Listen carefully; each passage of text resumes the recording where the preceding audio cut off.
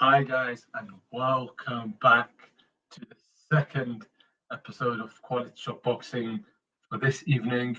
I'm Ali, and in today's video that we're doing right now, we are having a live watch along of the Deontay Wilder vs Robert Helenius fight, and soon after that, it will be the Devin Haney vs George Kambosos Jr. fight. But for now, we've got about just under 10 minutes to go before the start of the Wilder fight. So let me know what you guys think in the comments down below. How you think the fight's going to go? It should be a good fight. It should be a battle of the power punchers. Both of them, as we know, Deontay Wilder's got one of the hardest, if not the hardest hitting, heavyweight punchers of all time. Robert Helenius on his last two fights with Kalniki, sorry for mispronouncing the name. He's got very powerful punches. I think this fight could end up in a knockout. Most likely it should be Wilder's, but again, we shall wait and see, because Helenius is no joke. Helenius is a very good heavyweight, so we have to wait and see, guys. But let me know in the comments down below what you guys think. The fight should be starting very soon in the next few minutes. Okay.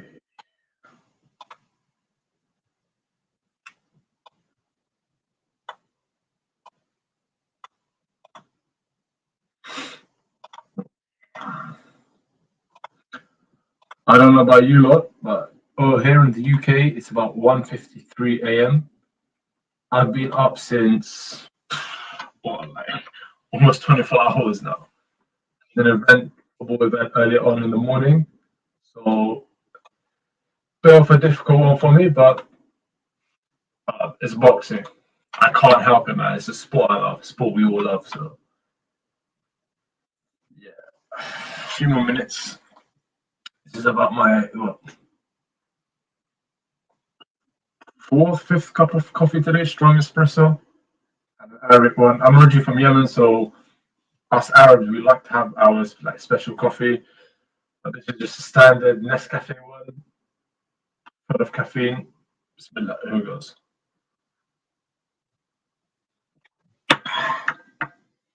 So strong, but keeps me up.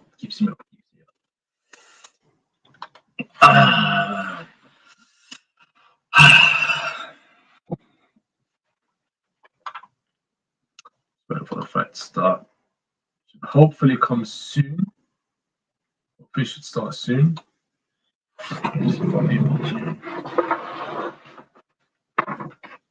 On the actual screen, so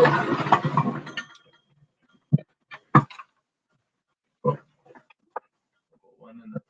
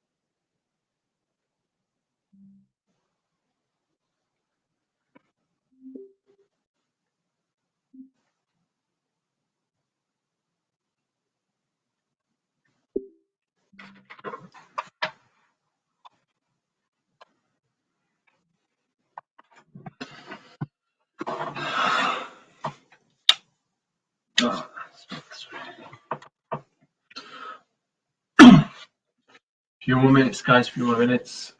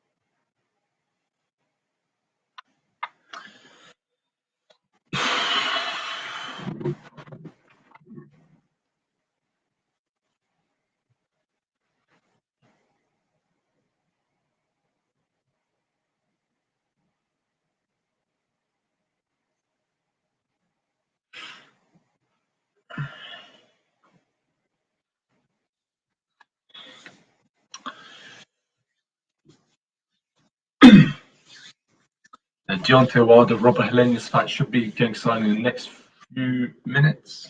Next minute.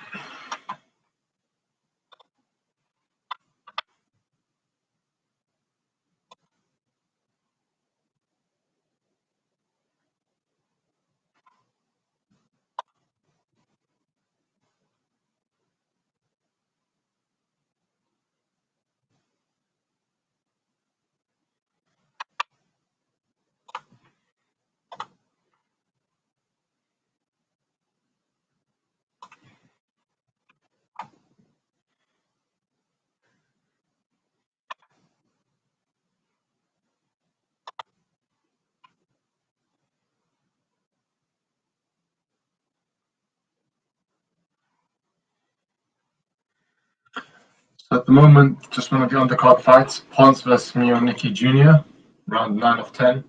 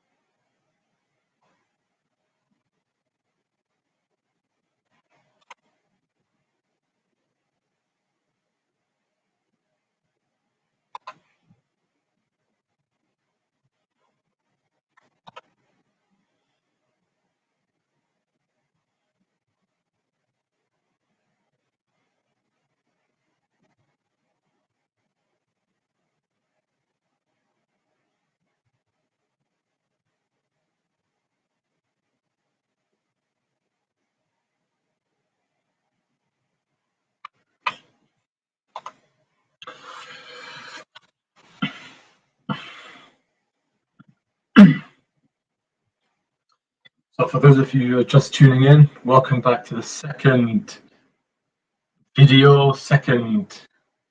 live stream of the night. Earlier on, a few hours ago, we broke all of today's streaming into two segments. We've had the UK fights and we had the US fights. The first live stream that we had was for the Mayam versus Baumgartner, then the Savannah Marshall Clarissa Shields fight. Both excellent fights. Very controversial first fight, Maya Baumgartner.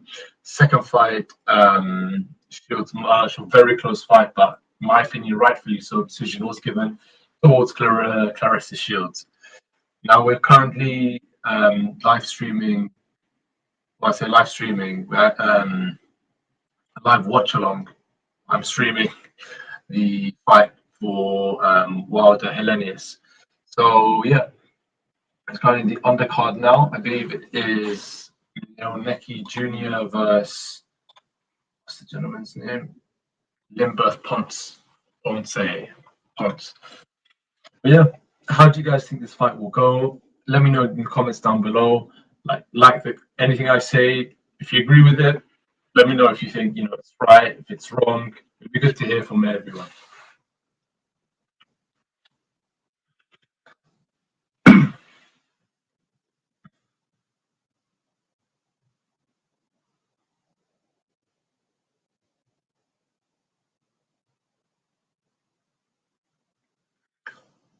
For the Neki Jr. and Ponce fight, the last round, round 10. Ponce, Neki backed up against the rope. Well, not backed up, but fine on the outside. Towards the corner now. Was in a rope. He's really bad. The ankle shoes. Good counter. Good little flurry, good little exchange. Ponce is pushing Neki, the corner. Now they've tied up against the ropes.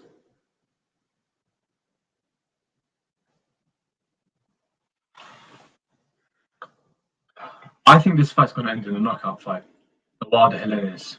Something tells me there's going to be some crazy boom, like ridiculous power shot.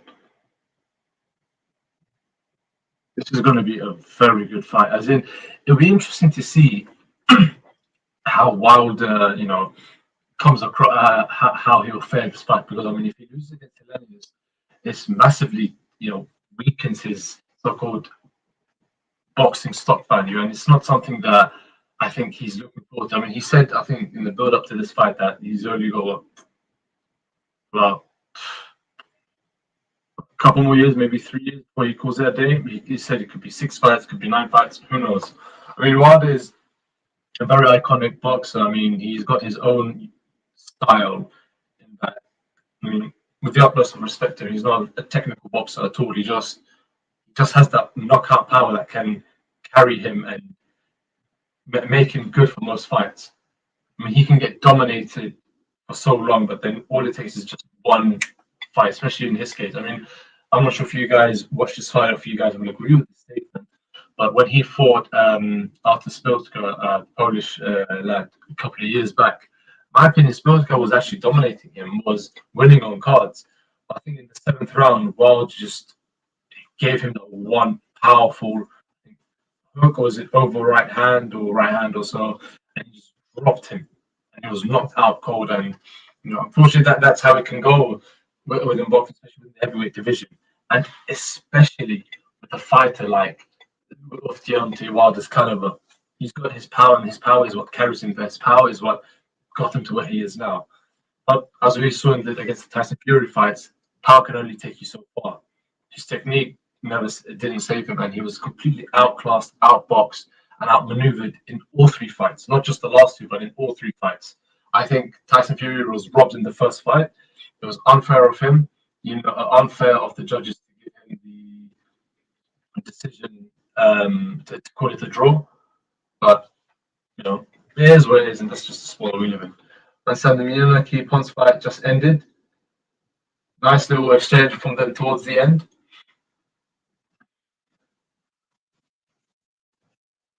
So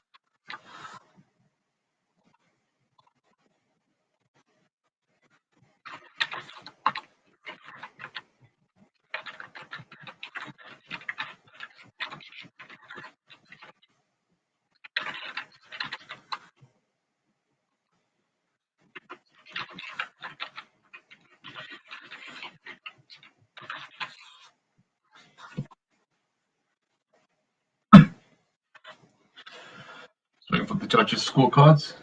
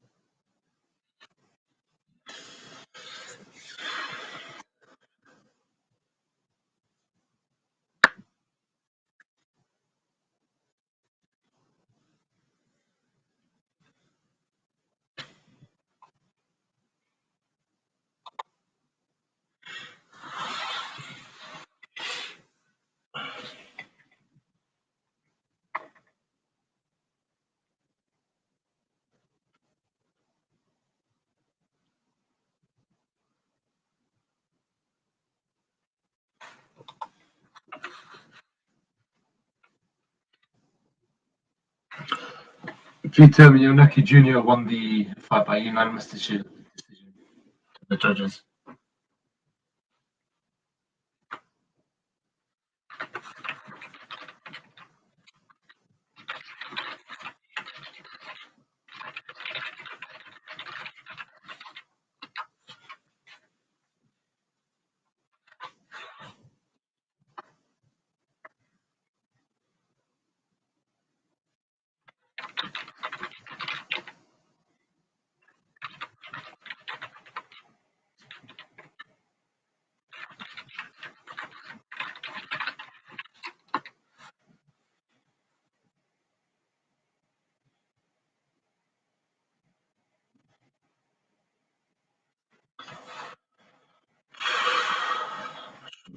Fight. When exactly it's going to come on?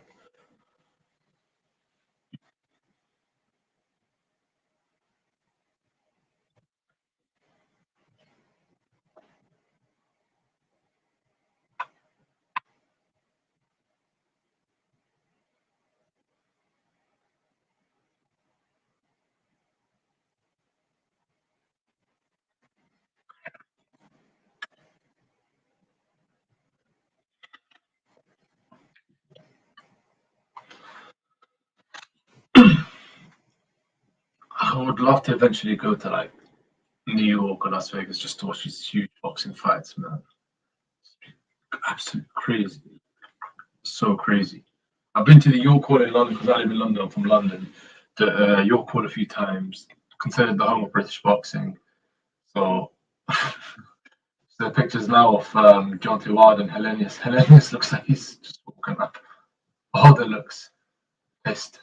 Wilder looks angry. He's hungry for this. Helenius looks like he's just woke up from sleep. But yeah, as in, I myself, I'd love to go to like New York. I'd love to go to like Las Vegas, watch these huge fights. Like I said, I've been in New York, home of British boxing, and it's very traditional, put it that way, from the vibe and the atmosphere you get. But I would love to go to like the O2 Arena. I'd love to go to all these huge boxing events like Wembley, even Cardiff. Who knows? I was meant to go to the Joe Joyce Daniel Dubois fight a couple of years back, but obviously due to COVID, and then the fight happened behind closed doors. Joe Joyce won. So, Kelly Plant and Anthony Duran are fighting now. No, not fighting out soon. That'll be an interesting fight because Caleb Plant only recently fought Canelo, lost his only loss in his career. 21 wins, 1 loss, and 0 draws. 12 wins by way of knockout. Anthony Jarrell, he's been around the block. Frank Sanchez is fighting 20-0, 30 knockouts. Carlos Negron, 25 wins, 30 knockouts, 20 KOs. A very, very, very, very interesting matchup between them in the heavyweight division. Who do you think would win this one? I mean, Frank Sanchez looks like a much larger, much bigger fighter, and people will consider him to be a potential threat in the heavyweight division. Whether he is or isn't, is something for people to find out. Hopefully, as his career progresses, hopefully he doesn't hit a stumbling block. I mean, in my opinion, people like Adam Kaunaki were considered contenders, but after his two successive losses to Helenius, especially I think his first fight where he was, or second fight, the one where he was fighting dirty. Could he not be popular anymore? Who knows? I understand there are 3 more fights in the undercard: Gary Russell, Emmanuel Rodriguez, Frank Sanchez, Carlos Negron, Caleb Plant, Anthony Durrell. Finally, Deontay Squad, Wilder versus Robert, the Nordic Nightmare, Helenius. So it's like 12 rounds, 10, 12 rounds, 12 rounds. It will be an interesting fight for sure. What would you guys think there in the comments down below? How do you think the fight's going to go? Let me know what you think and what your predictions are. Don't forget to like, comment, subscribe down below, guys. So Caleb Plant is just walking in now. He looks focused. He looks very focused. I think he'll beat Durrell, to be honest. Something tells me he'll beat Durrell. I think he'll beat Durrell. He gives me Jake Gyllenhaal vibes as well. He gives off that sort of persona about him, the look as well.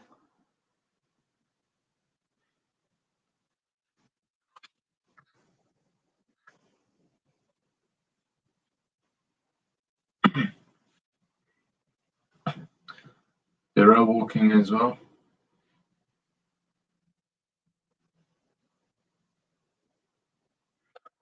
I could be mistaken here, but I think Durrell's the one who, when he had the fight, I think one of his coaching, I'm not sure if his dad, uncle, or someone else, he ended up punching the other guy who won the fight. I think he's involved in something like that. I mean, I remember seeing that on the coach, like, threw like a left hook and a right hook on the guy's chin. The guy took it, to be fair. The guy took strong hits. I think only now the seating's starting to become packed. I mean, starting to fill up now, should I say.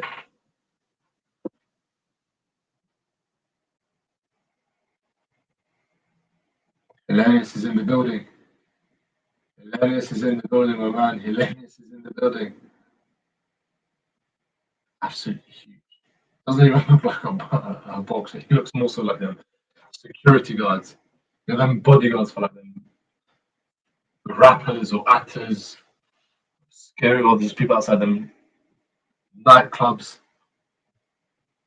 Absolutely huge. Deontay Wilder's walking in with his missus and his crew.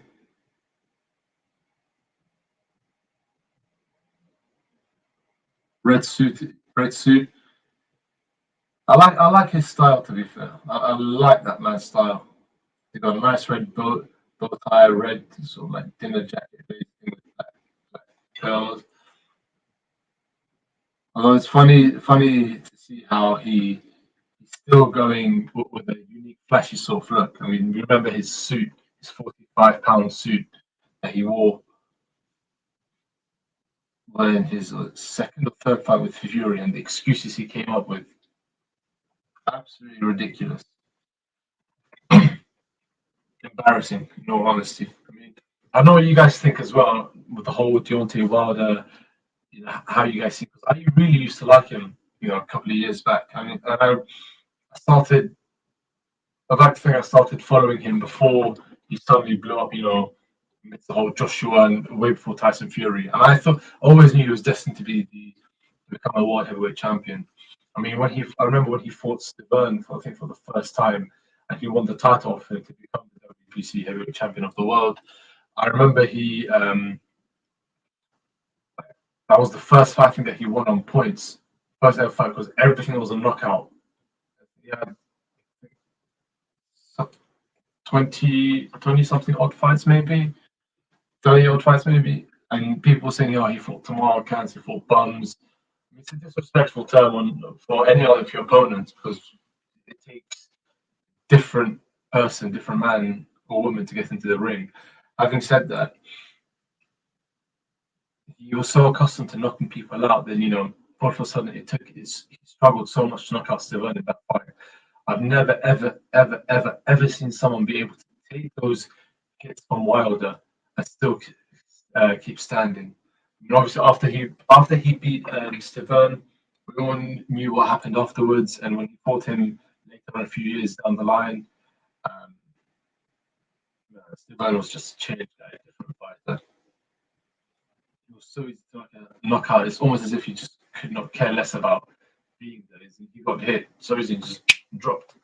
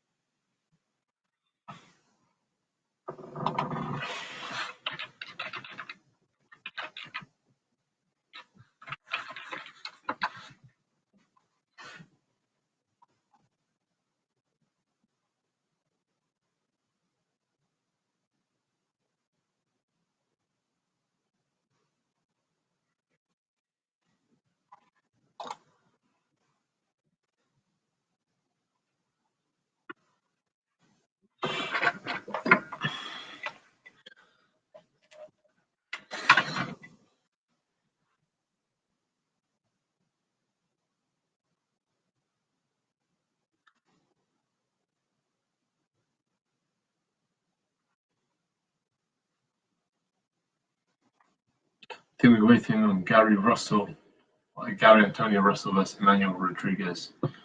19-0, 12 knockouts for Russell, 20 wins, 2 losses, and 13 wins by way of knockout for Emmanuel Rodriguez.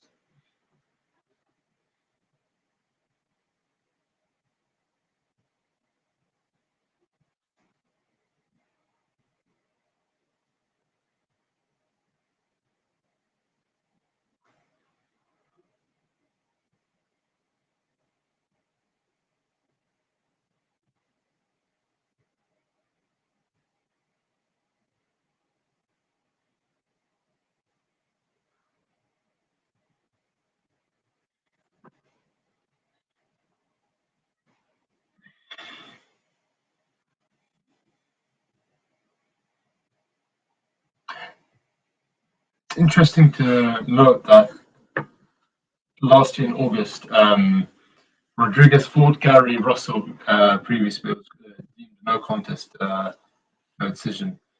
I mean, some of his other recent fights include Raymond Ballo losing split decision, Jason Maloney winning split decision, beating Roberto Cantu winning by knockout, but losing to the monster Naoya Inoue.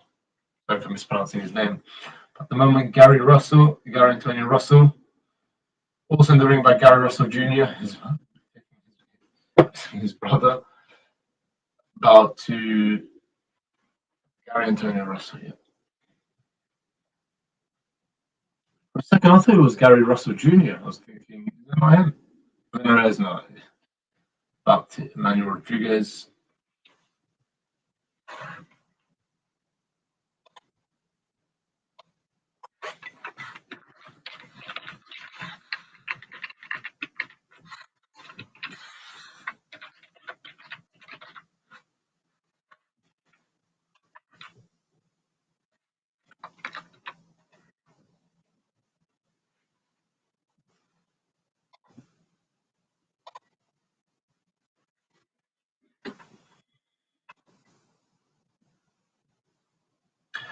22 years of age for 20. Gary Russell's Antonio Russell's 22, whereas Manuel Rodriguez is 30. So it's interesting to see such an age difference.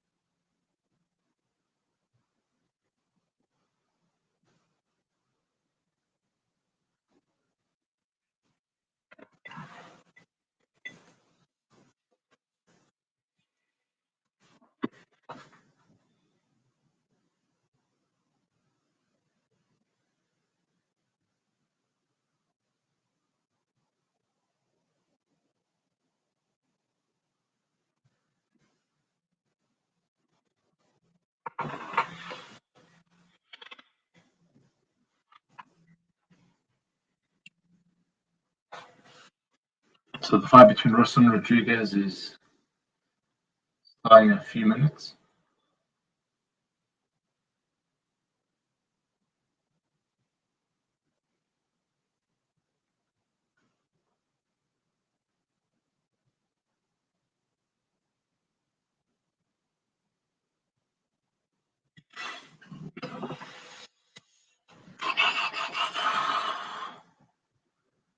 Manuel Rodriguez.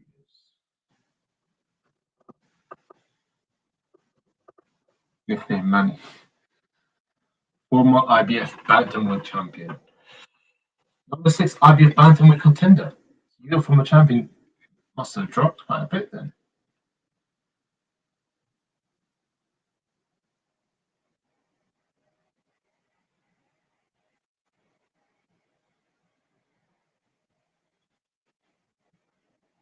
Number 4 IBF bantamweight contender.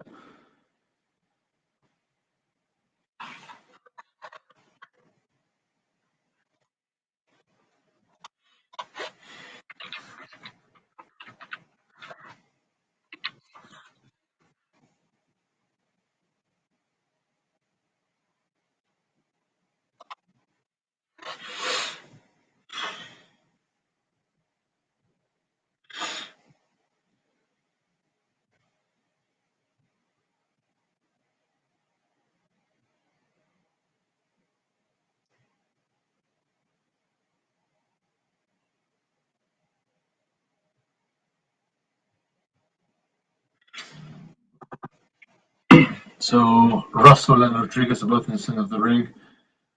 It's a beautiful sight to see, to be honest. When you see Gary Russell Jr. and Antonio Russell, like the brothers, just like in the center of the ring. Who else would you have, backing you when you're about to have a fight than your own family, than your own brother? It's a beautiful sight to see. You have to.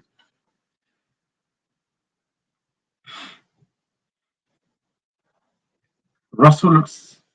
I don't know if he looks nervous or that's just how he looks, but that's about to start round 1. Russell's out with the jabs. Center of the ring. He's moving around. Very quick and rapid.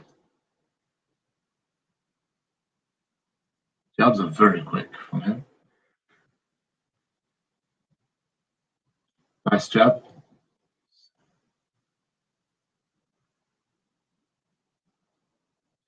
This somewhat reminds me of the Shields vs Marshall fight in that Russell is very much sort of stationary, countering, waiting to move, static, and I quote, static in a way, whereas Rodriguez is the one constantly moving, bobbing and weaving, just like what Marshall did. So, I mean, could this fight go the same way? Could the results go the same way? Could the decision go the same way? We have to wait and see. Is it going to be a point? Is it going to be a knockout? Who knows?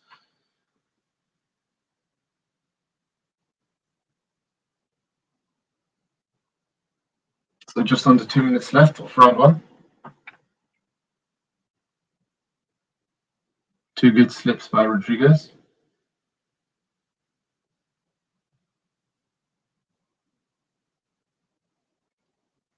Wow, throw and a miss by Rodriguez. Oh, nice slip and counter by Rodriguez jab.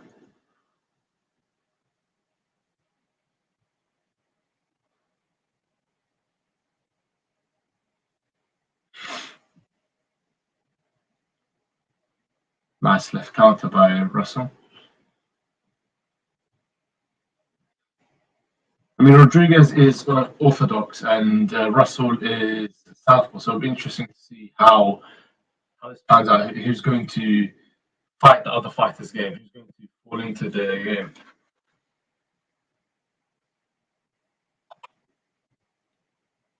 What are you saying, Eddie? Everything good? Don't know how to pronounce your first name, my bro. Zungu. I'm just gonna say Eddie. I just wanna play it safe, keep it safe, and call you Eddie, man. I'm good, not too bad, my brother. How are you? How's everything with you? Looking forward to this fight. What do you think between Wilder and Helenius? How do you think the fight's gonna go?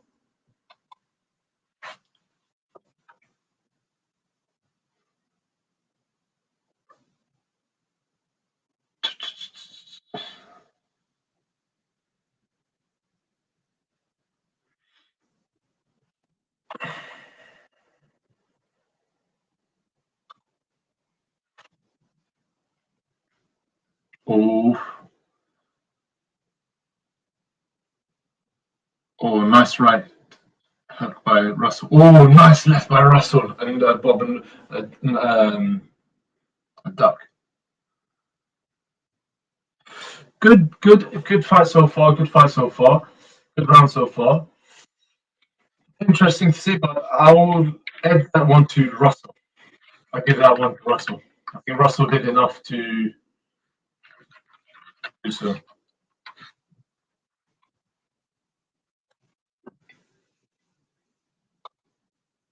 Hello, Sandrianis. Hello, how you doing, my man?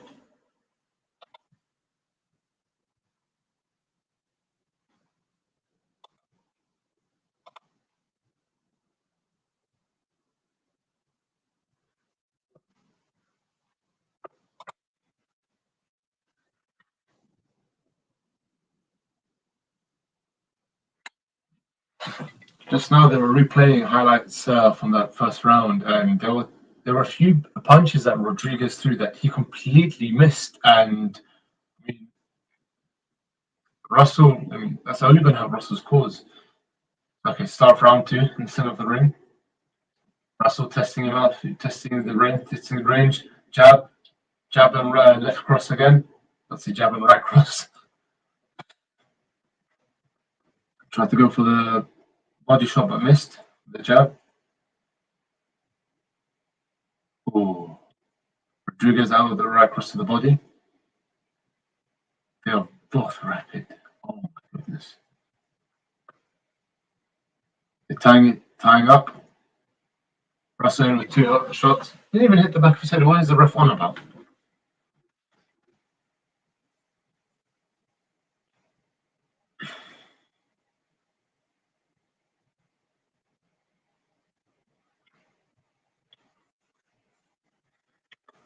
I mean, you can see the fighters testing each other out, and it's essentially a chest game. Okay, I think that one's probably at the back of the head.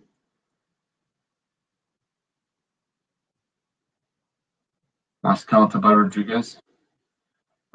Both fighters are very, very quick. I think Russell has probably been just a tad quicker, slightly quicker compared to Rodriguez.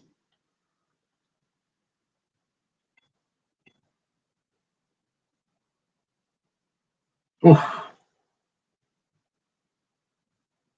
Jab by Russell.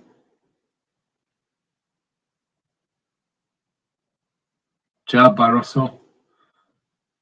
Another jab. Jab looks like he missed.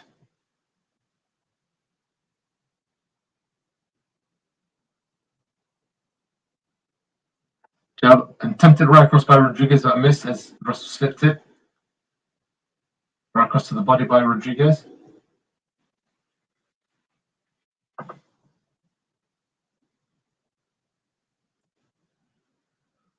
Oh, I think it looked like a drop. No, it wasn't.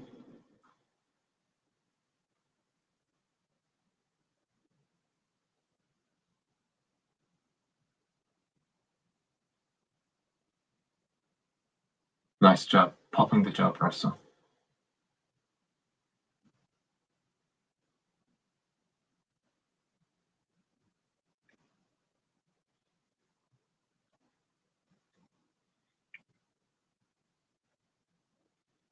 About 3 jabs by Russell in succession.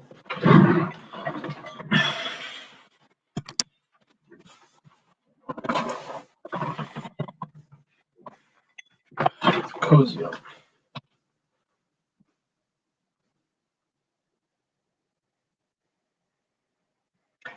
That is the end of round 2. I don't know about you guys, but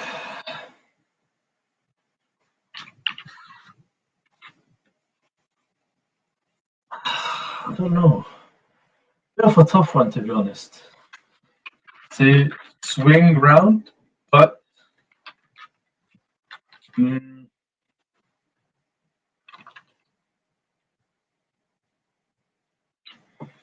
I'd like to think Rodriguez landed more.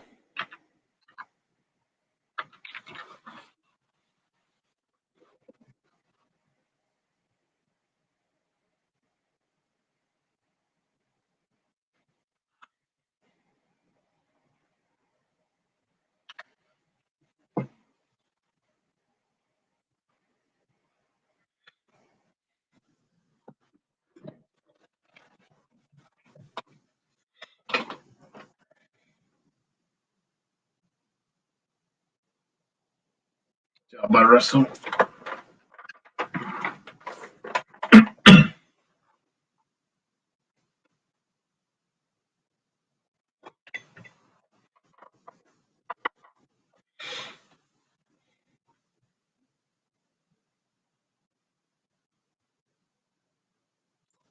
Both in the center of the ring.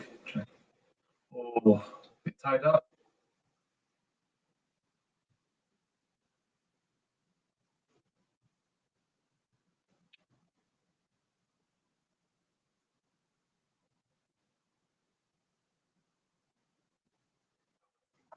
No hands by Rodriguez. Is he testing it? Is he trying to bait him in? No, that's raised.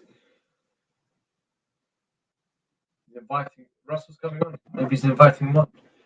Now he got a few hits. That looked like the back of the head. They're clinching each other. Now the referee's told them to separate. Oh, it looked like a nice left cross by Russell.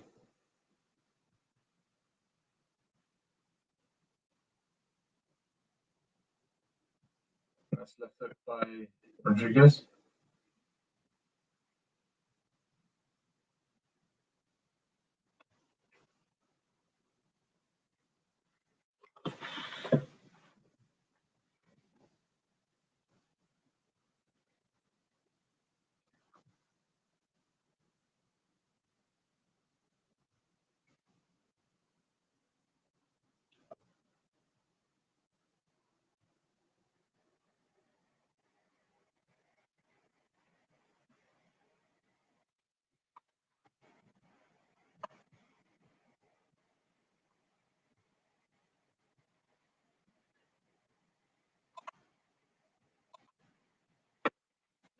Tying each other up.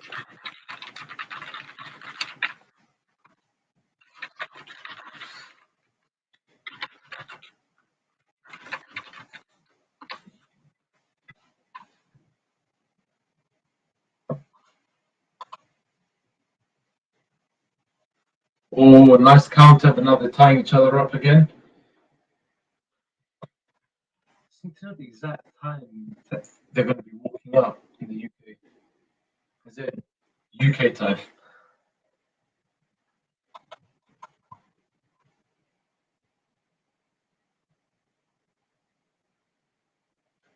top up 5 here.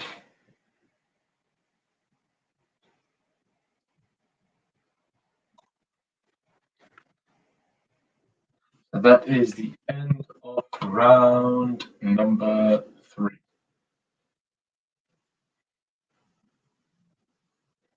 Another interesting round to be fair.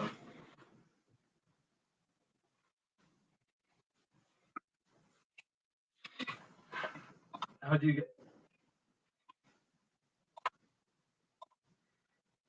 you guys have the fight so far? I mean, you're only 3 rounds in, 1/4 of the way in. How do you guys have it scored so far?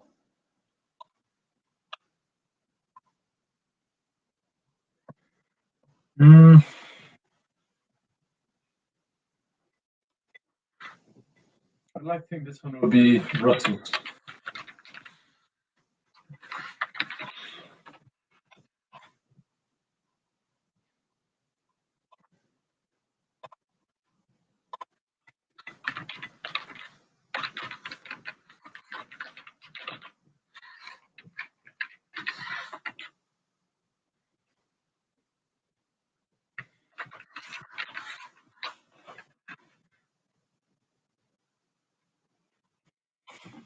Start round 4.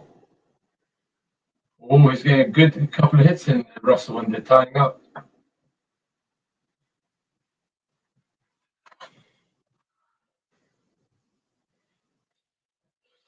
The funny thing is, Rodriguez is lowering his hands. His hands is fighting from a low start, but he's actually boxing better. He's not as off balance. He's more. Oh, nice. Oh, he stumbled Russell. Right across, he stumbled Russell. And then Russell's inviting him on. He's up against the ropes. Right across, he's holding on. Oh, Russell tried to go with the right hook, but completely missed him. He stumbled him. Absolute stunt. Nice left jab by Rodriguez. Another left jab, dodge. Counter, now they're tying each other up. Russell looks like he's seeing the back of the head. You should be careful with that.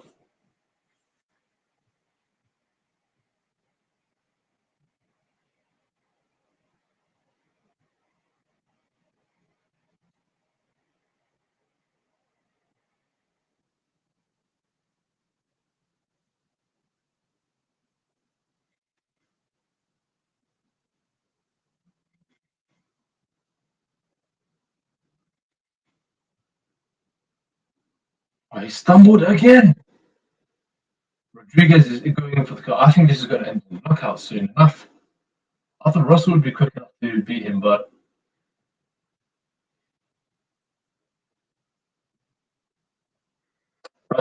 Rodriguez seems a lot more confident now that he lowered his hands and he's more in control of controlling the tempo of the fight.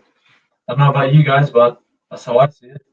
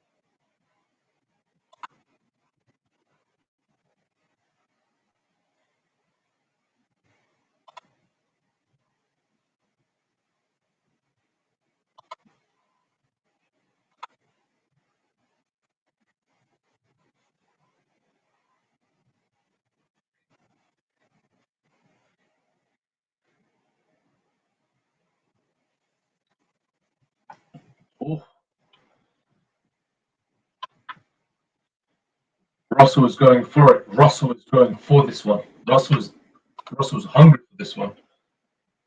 I mean, but round 4, I would have given it to Russell as well, to be fair. Round 5 so far.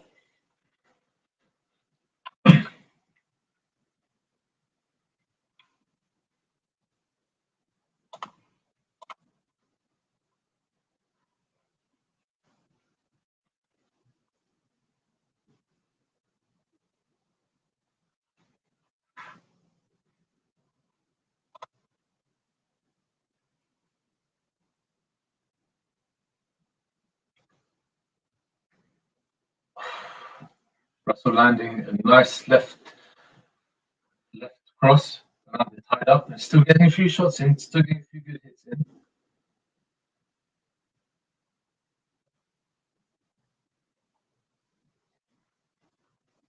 I think after this fight, I'm going to switch back to the Haney Kambosos fight because that's going to be early. That's going to be in about maybe 45 minutes. So I think this undercard's better to watch. And then when it's time for the Kambosos fight, we'll switch back to that, do the live watch on that one, then we'll come back for this particular stream.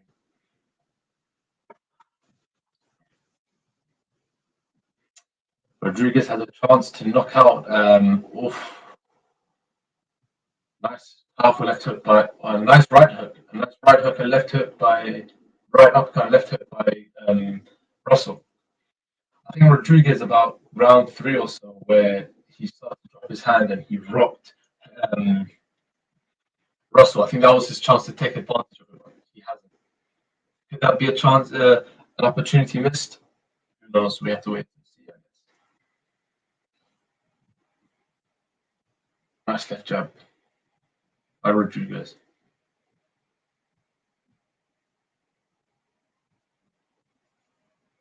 30 seconds to go.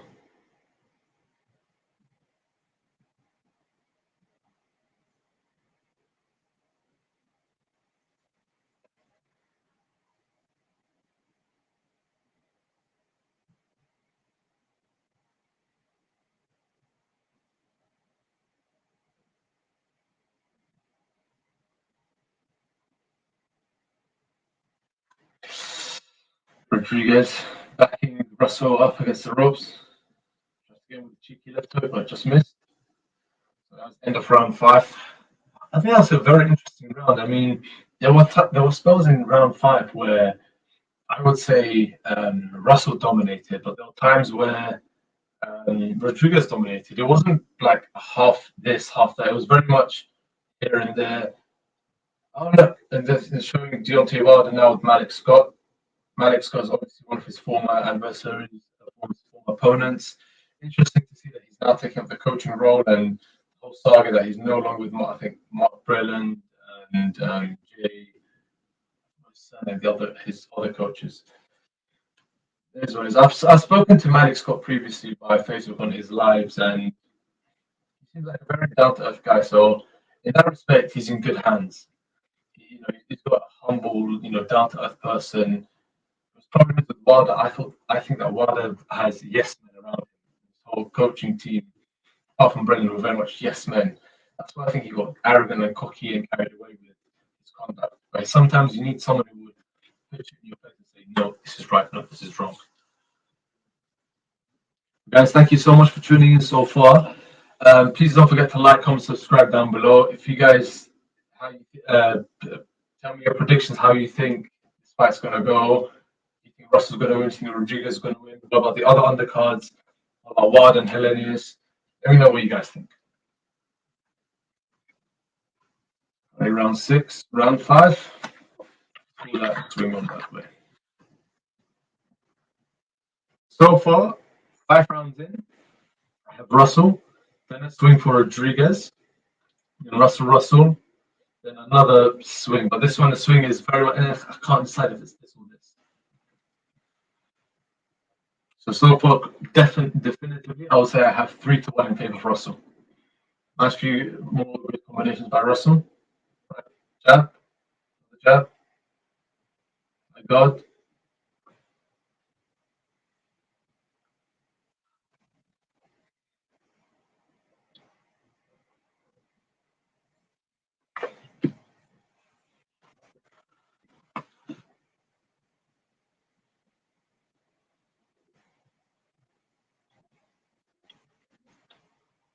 Oh, he's following. Russell's following Rodriguez, mimicking him. I mean, very off-putting to see that at the moment. In the ring, left cross by Russell. Tied up once again.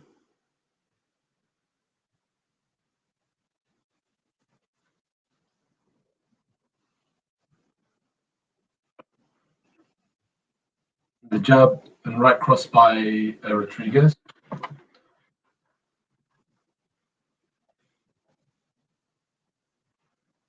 Oh, left and right cross by Rodriguez. Oh, Russell, another jab by Rodriguez. It's in and out, in and out.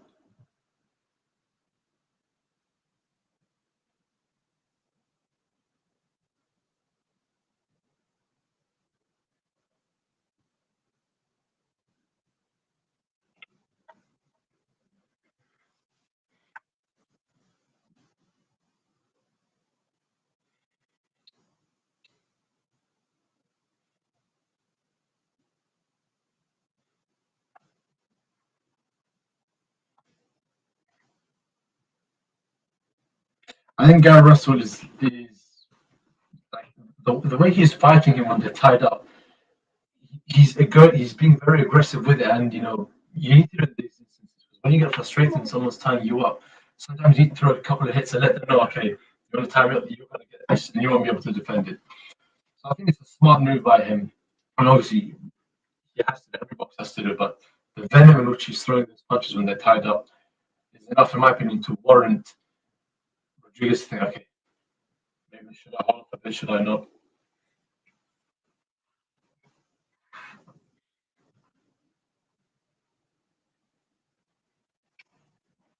That was the end of round 6. Round 6, I would probably give this one towards Russell. Again, tight, very close, but I'll give it towards Russell.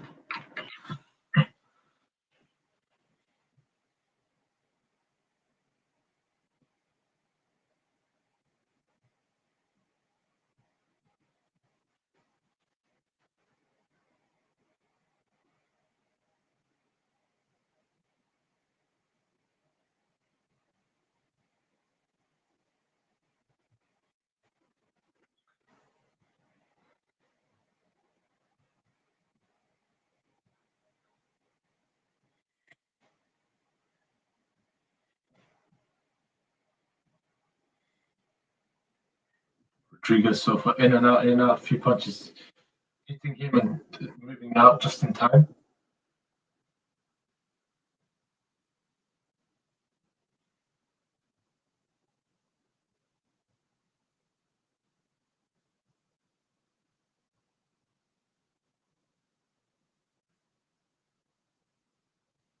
Left and right cross by Rodriguez, very powerful.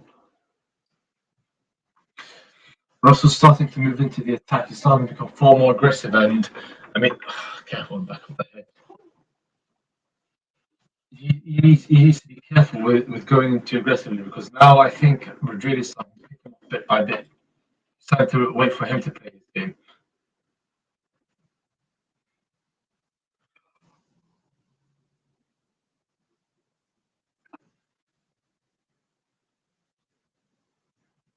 Just over a minute and a half left for this round.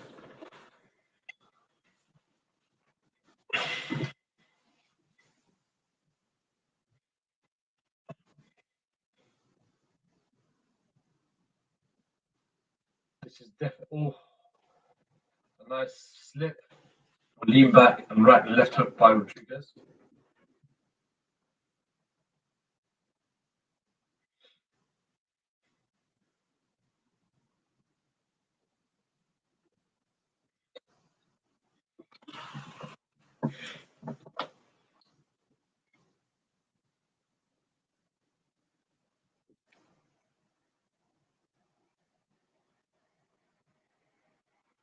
Jab by Rodriguez.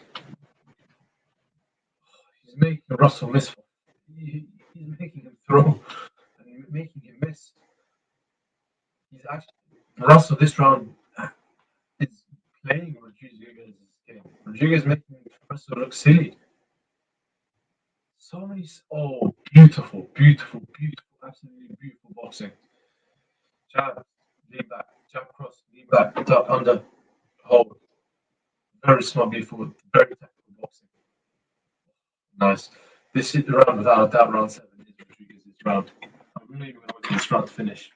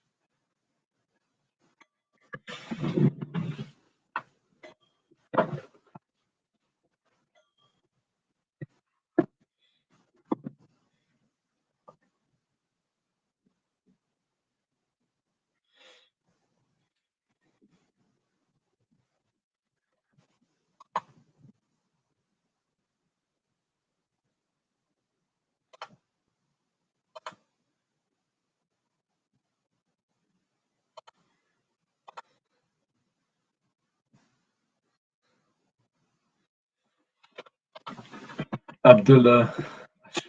I don't blame you, man. I don't blame you. It's getting too late, but I'm tired. I feel like I'm falling asleep soon. But, bro, we love the sport, man. I have to stay up. How often do we get to see action-packed weekends like this, man? Like, 2 huge fights in the UK. We've got 2 huge fights over. Like, one's in America, one's in Australia. I think you should stay up because to watch it live, bro, it's a different thing. I think you should do it, but it's up to you, bro.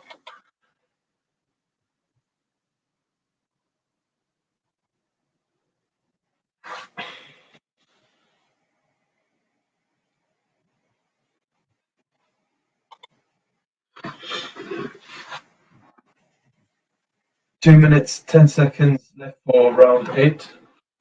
We're almost 2/3 through.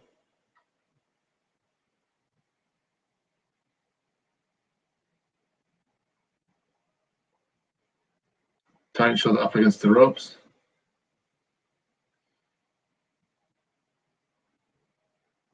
Doing powerful punches, Russell.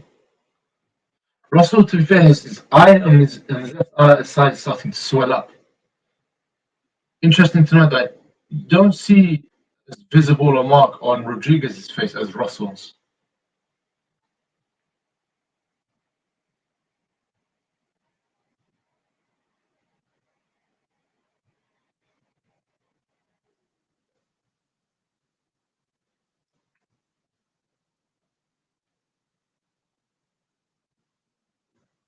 Russell just throwing combinations.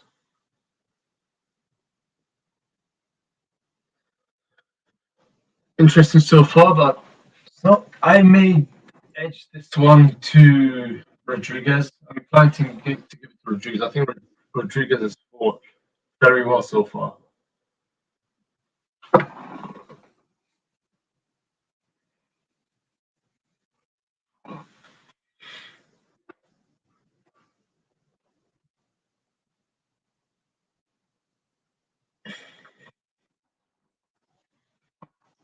I think Rodriguez is started to establish his range and his distance and how reachable he is in terms of Russell hitting him, being able to connect with him. Now Russell starting to hit the back of his head, and rightly so. Rodriguez is complaining.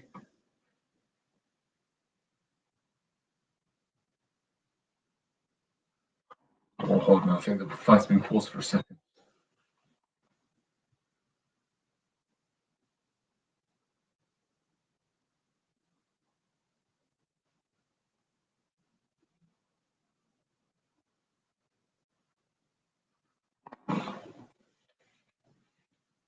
The fight is now resuming.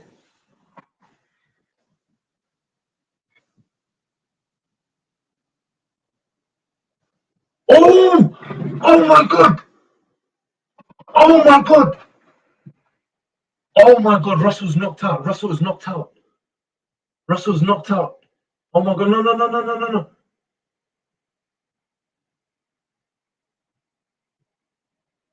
Oh my God.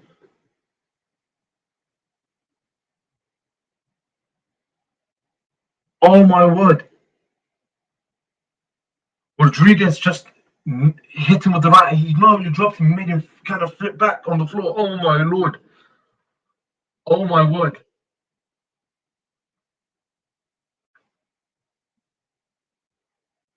Lord have mercy. Lord have mercy. Lord have mercy.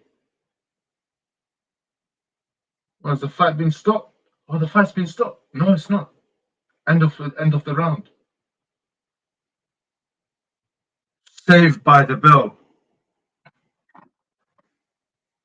Ladies and gentlemen, believe me when I say I want to scream. I wanted to shout, but it's 3 a.m. in the UK. I don't want the feds. I don't want police neighbors to call the police and police knocking on my door saying what's happening. But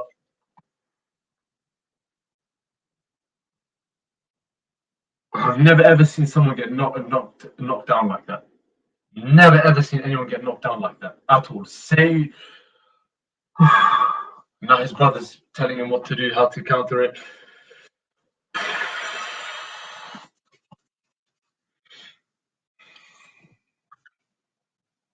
I thought the fight was finished. I thought the referee stopped it.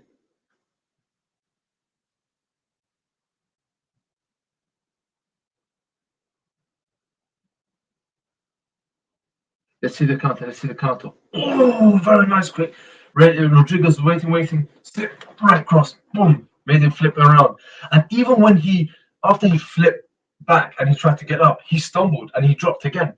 After the referee would have stopped it.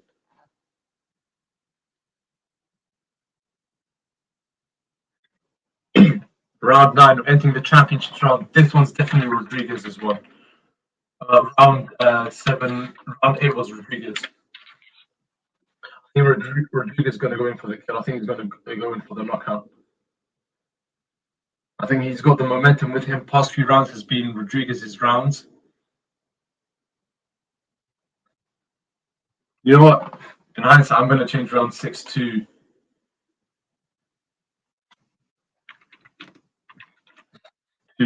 Rodriguez.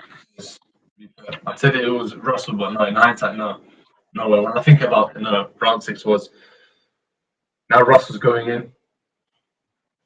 Yeah, meep.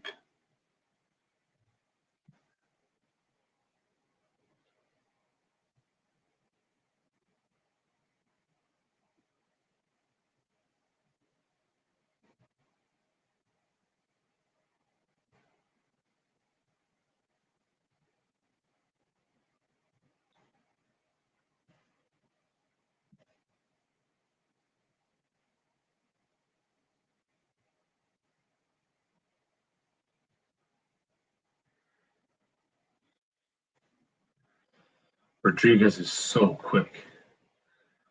He's so quick.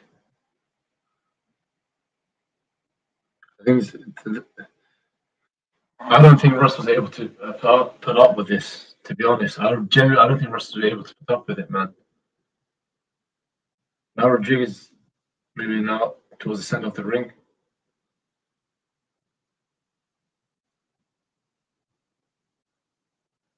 Russell tried to hit him with the feet. Now they tied up. Freeze broken them up. Oh, nice cross and slip and change of direction. Very quick change of direction by Rodriguez. And both dropped, both grabbing each other, both dropped. It's a beautiful sight from Rodriguez trying to help him back up. That's what we want to see. Rodriguez in the center, left. Did he make him wobble? Oh, he's making him wobble again with it just jab. Oh, slip, right cross by Rodriguez. Another left hook by Rodriguez. Right cross by Rodriguez. Russell's trying to throw. He's making Rodriguez making him miss and countering very cleanly. Oh my God! Headbutt on the nose. Russell accidentally headbutted Rodriguez on the nose. Referee stopped the fight for now.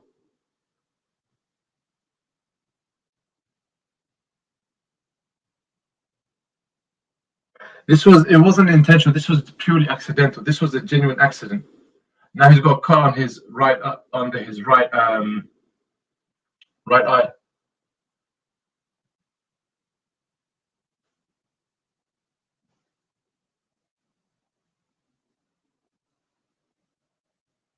Headbutt. This was a horrible headbutt. Accidental. It wasn't on purpose. Everything is purely accidental.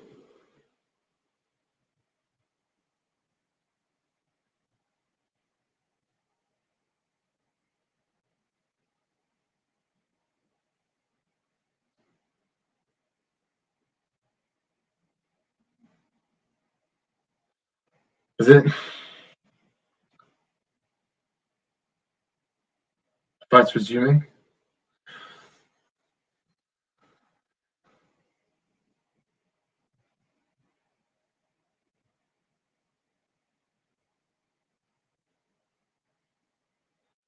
End of round 9. Interesting one. I'd say, easily Rodriguez for this one. But the way he made Russell miss was just silly. Absolutely ridiculous.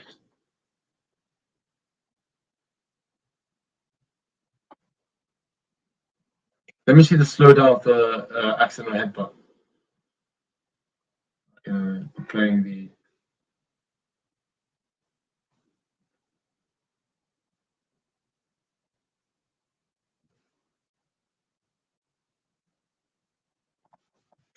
So far, I have it as. I have Rodriguez winning anyway. So round 1, Russell. Round 2, swing, but Rodriguez. 3, 4, Russell. Round 5, swing. Then round 6, Rodriguez. 7, Rodriguez. 8, Rodriguez. 9, Rodriguez. Oh no, hold on. I think they stopped the fight already. He's got a cut. That's the cut. I think the cut's getting worse.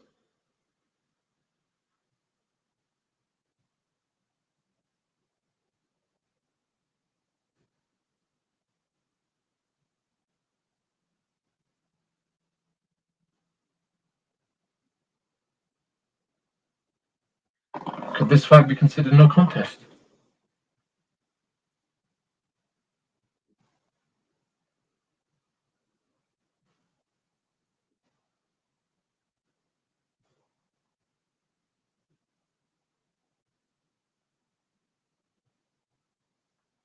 How do you think this fight?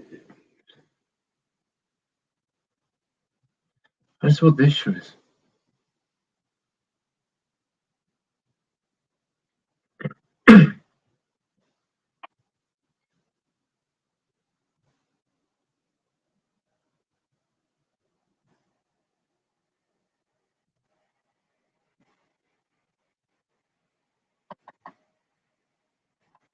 I think he's complaining of his vision.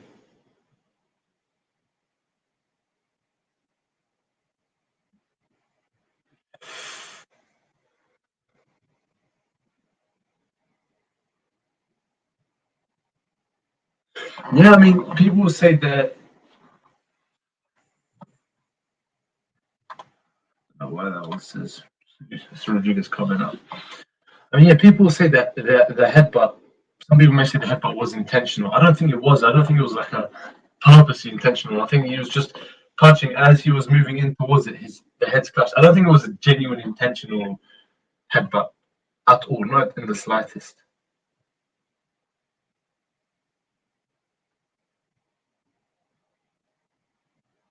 Why is this camera moving all over the place like it's handheld? That.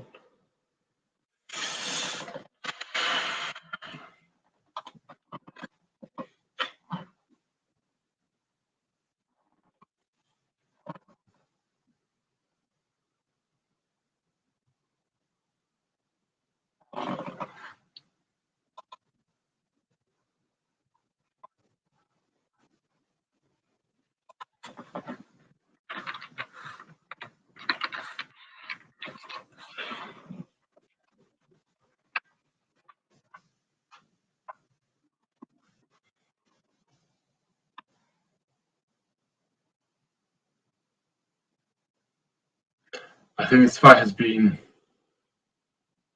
accountable. We'll see. We'll see.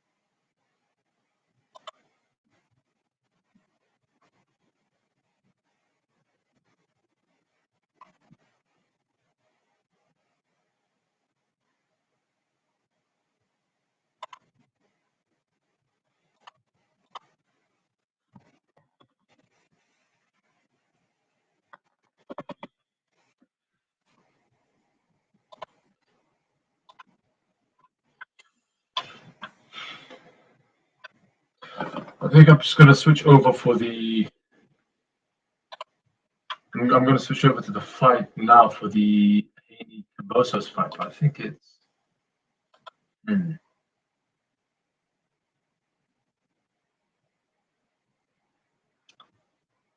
Trying to access it. Yeah, I'll tell you what, guys. I'm going to switch over now in a few minutes. So I'll jump back on. I'm just going to go off camera for a few minutes whilst I find the stream for you guys. But hopefully, see you guys in a few moments.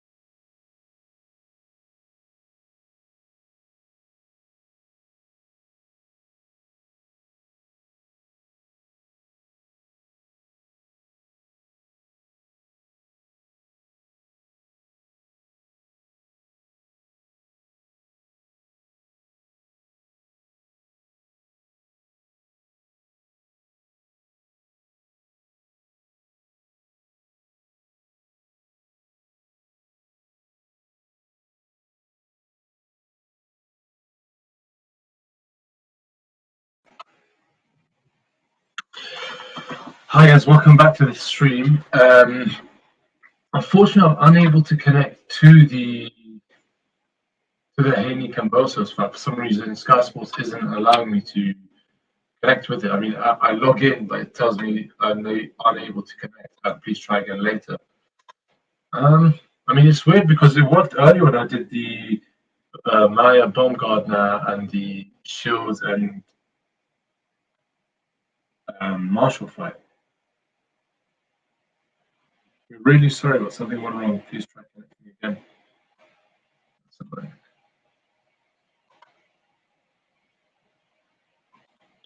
That is very annoying. I've tried on the different browsers as well.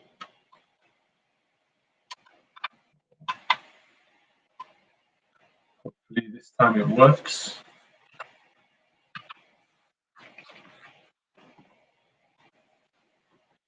I think actually the fight between Russell and Rodriguez, I think, ended in a unanimous decision for Rodriguez, apparently. On the Premier Boxing Champions on the little scorecard on the screen, it said you won by unanimous decision.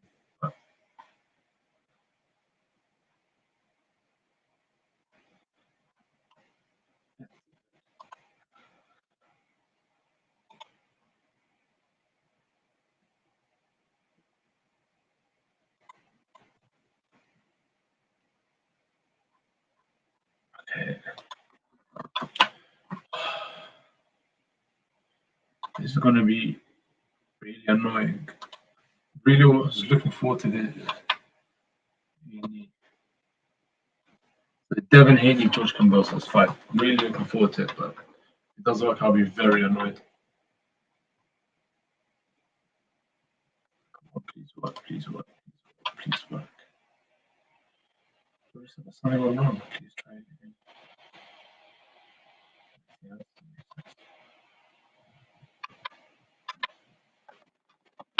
I find that very peculiar. Perhaps do it another way, see if it works this way.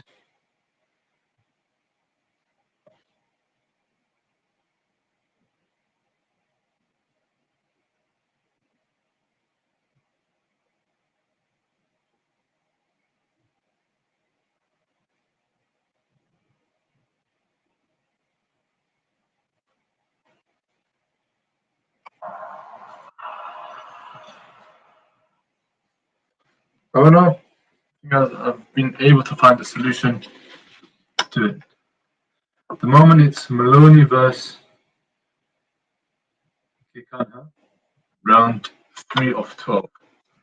Okay, I was able to find a solution to it, so we're back on. We are back on.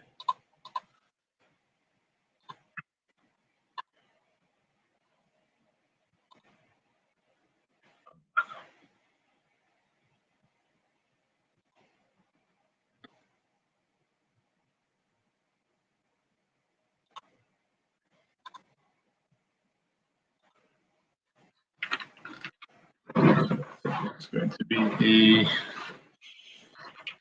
the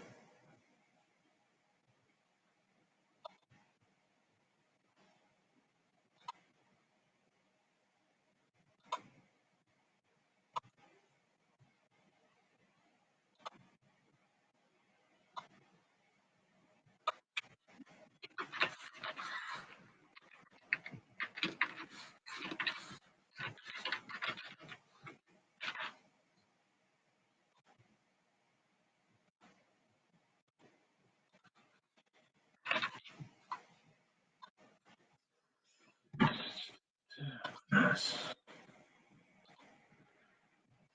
I think I just need to double check the undercard for this particular fight. Undercard.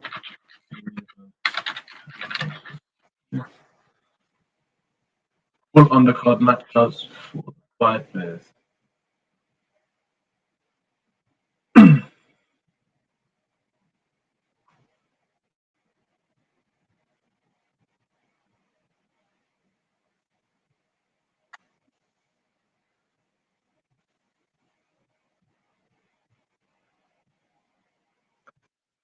So yeah, I think this is the last fight for the.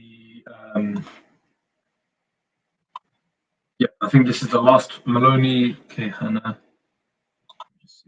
Yeah, this is the last fight on the main undercard for the Haney versus Kambosos 2 fight. After this one, we are currently in round 4 of 12.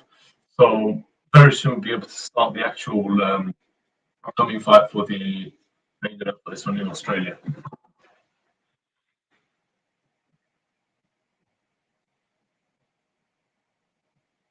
So for Maloney seems more active, more active than Keikana. I don't know where is he from. Oh, he's from Thailand. He reminds me of Nonito Dene. He looks a little bit like Nonito Dene, but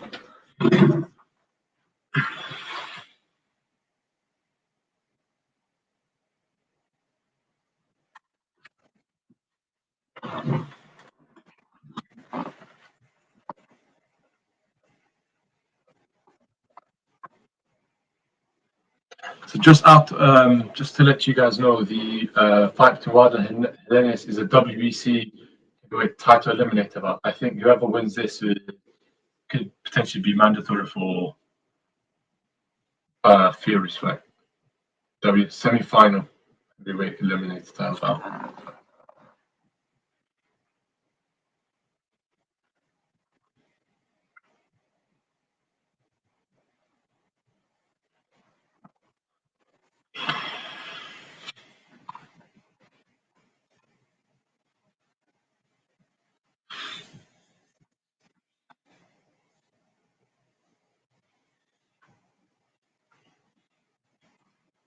So Keikana, I'm gonna call him Kai. Kai, I'm not actually not gonna call him Kai. Yeah, seems a little bit weird. Keikana, I mean, he's controlling the center of the ring. He's making Maloney fight on the outside. Oh, now they're back in the center, but he's still pushing him on the outside. And I mean, I only joined this fight last round or so, and I can already see him so far that I mean, 1.5, 2 rounds in that. Oh, the nice little change of angle by Maloney. You can see Keikana just moving forward, or throwing a right cross and Maloney landed. Maloney threw a 2-point left and a right back. Keikana is still coming forward. He's hunting him down. You know, that's as a boxer, seeing these kind of fighters where they just come across so in such an intimidating manner and it's just coming forward constantly. No matter what you throw at them, it's very off-putting. And Canelo was a key, legend of that. He was able to do that so well. Remember in the fight with, Golovkin was able to do that against Canelo. In the fight that they had, I think the first or second fight, where Canelo threw the dangerous overhand right, and Golovkin just looked up and told him, "Come in, come for more, welcome for more, welcomed him in for more." You could see the look on Canelo's face was just very much like, "How the hell were you able to take that? How the hell were you able to survive that?"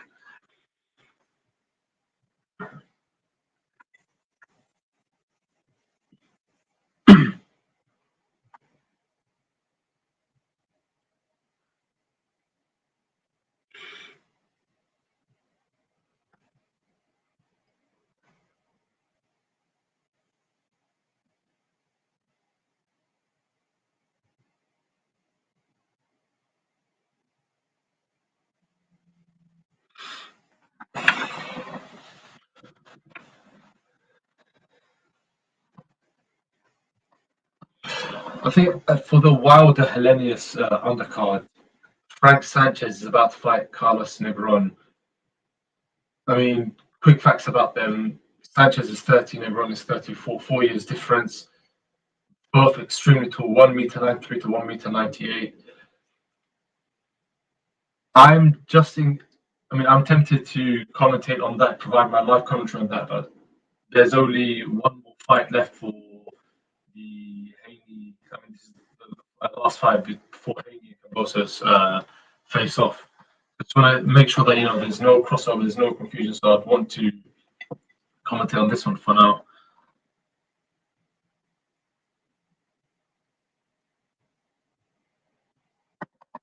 Maloney throwing combinations in and out, quick, doing the job. Very quick. Nice slip and counter. And he's gone in the corner, now he's moved out towards the center. Keikana is still coming forward.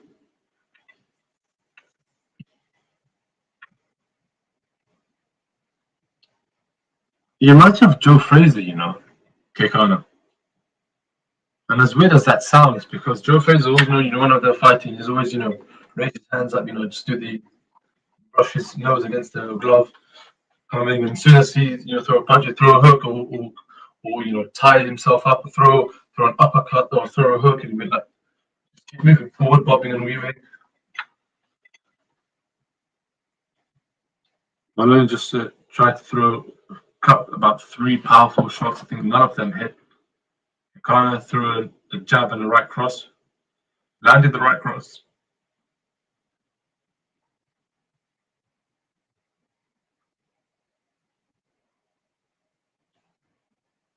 Keikana is inviting him in. He's just taking shots after shots after shots, and he's just inviting Maloney in.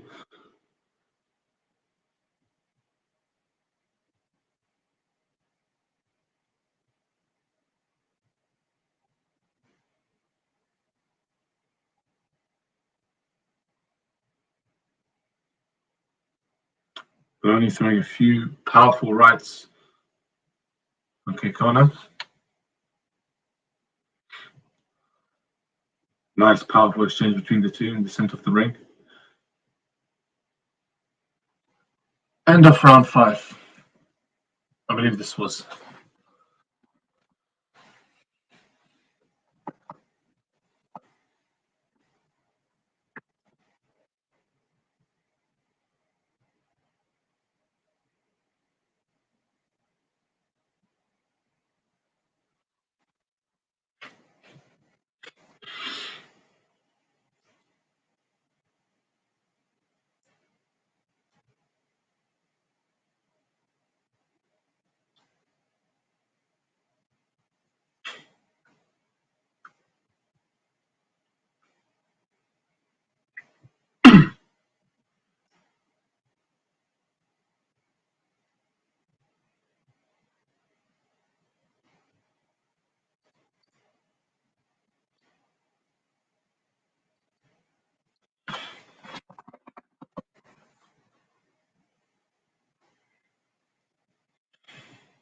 Start of round 6.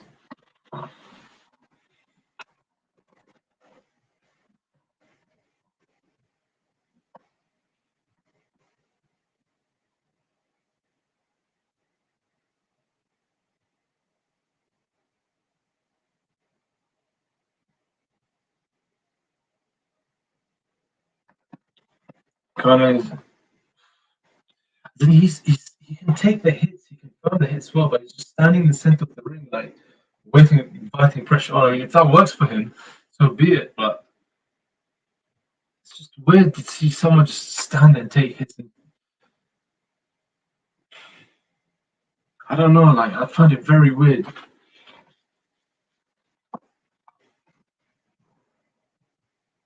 Because he can find the hits. He's got that warrior heart, but at the same time, it's going to affect your body. You're only going to get older and older, and the worse you take it, your body can only take so much. So can you mentally as well. Colin exchanging, tying up in the center of the ring. Right cross by Keikana. Left by Maloney, countered by a left body uppercut by Keikana.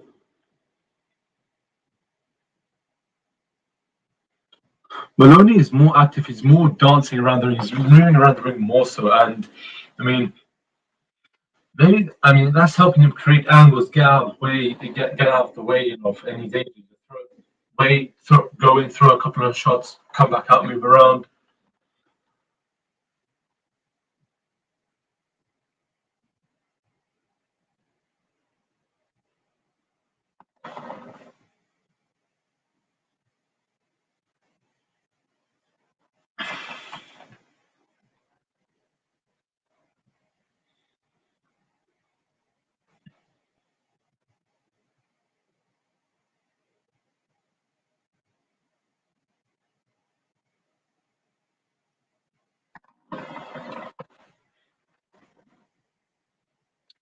I think Maloney knows that Keikana is very tough. He's hard as nails. You can see that, even though he's maybe sluggish, but he can take the hits. He can be hit, and it won't affect him, won't phase him. And it's not just that. Keikana can throw some powerful shots as well. He's got the strength and power behind him, so he's very durable. He's very durable. He's got the very powerful chin, the very strong chin, and he's got power in his hands. And for a fighter like Maloney, I don't think Maloney has, based on what I see, I don't think he has the same, you could say resilience as Keanu. I don't think he's got the same chin, the same endurance, same durability. He's got the speed, he's got the rapidness, the agility over Keanu, without a doubt, yes. But, it's a clear contrast between them. It's just now Devin is dancing in his back rooms, backstage with his crew, with his friends, with his training crew. He seems in a very cheerful mood. He seems very confident, and you like to see that. For a 24-year-old fighter, for a world champion, he seems miles ahead in terms of maturity. He seems very in control of things, very sensible. He knows exactly what he's doing, and you don't really get that in many 24-year-old, world fighters. I mean, very young fighters like that. But now, start of round 7.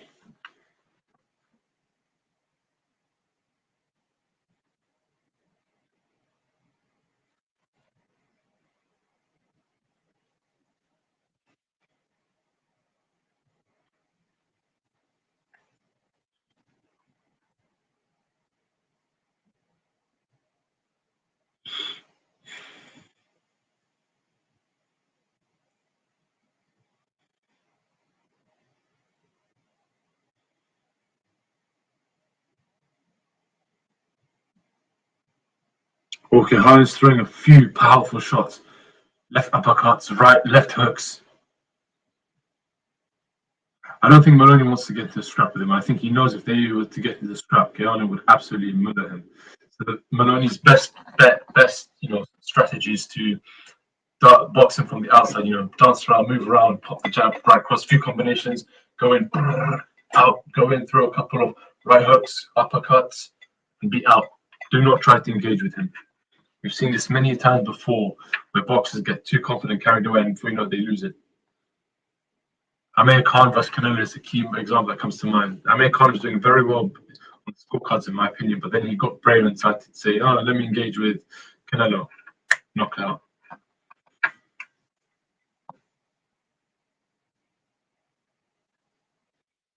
And he is one durable man. How is he taking shots? And he's still coming forward. I think mentally that's also going to break Maloney. As the fight goes on, we've entered the second half of the fight. We're just over a minute left in round 7.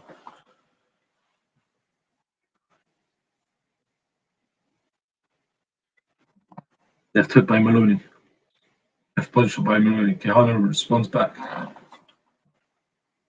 He's going for the body shots. Keikana's going for the body shots. And boy, can he take it. And boy, can he give it. Absolute warrior. Right hook by Keikana. Left body shot, right hook by to the head by Keikana. 2 left uppercuts, 2 right uppercuts by Keikana. Another right uppercut. Left hook by Keikana. Maloney responds back with a left hook. Keikana with the left hook. Right uppercut, left uppercut by Keikana.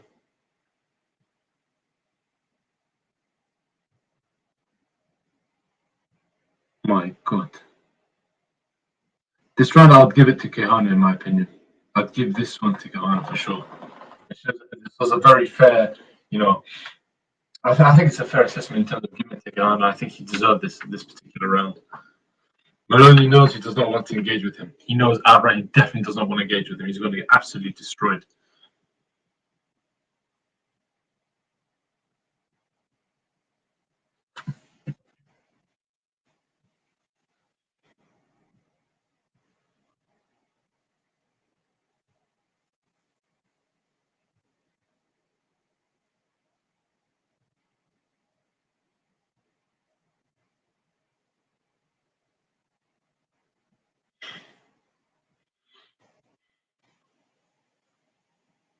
But guys, let me know down below what you think. What you think, your predictions are for the Haney Kambosos Junior #2.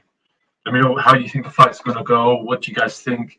Who do you think is going to win? How do you think the fight's going to go? Do you think Kambosos will avenge his loss, or do you think Haney will cement his previous win?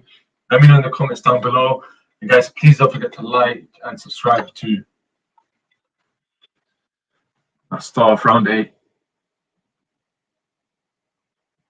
He's making him box on the back foot. Keikana is making Maloney box on the back foot. He's making the home. He's pushing him. You're pressurizing the home fighter on his own home turf. Crazy.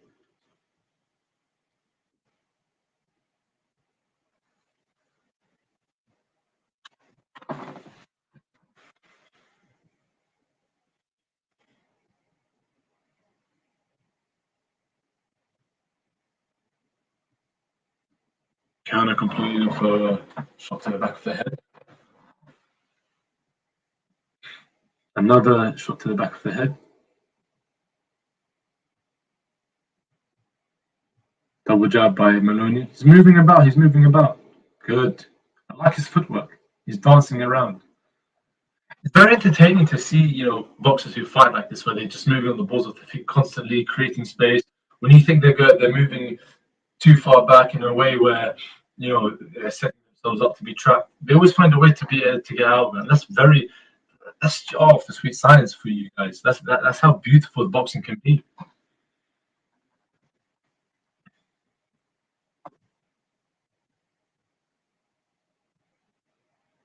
Shot by Keikana.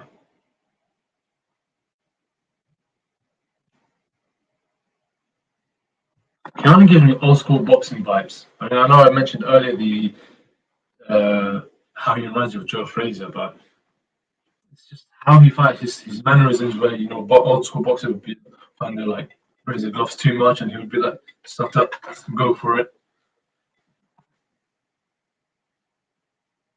Oof. Maloney just made Keikana miss.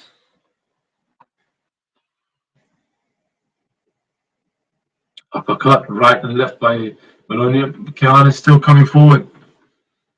Left by left, then left and returned. Maloney's moving about very well. And that right uppercut, left hook by Maloney. Maloney just missed wildly. Keikana just missed with a left hook.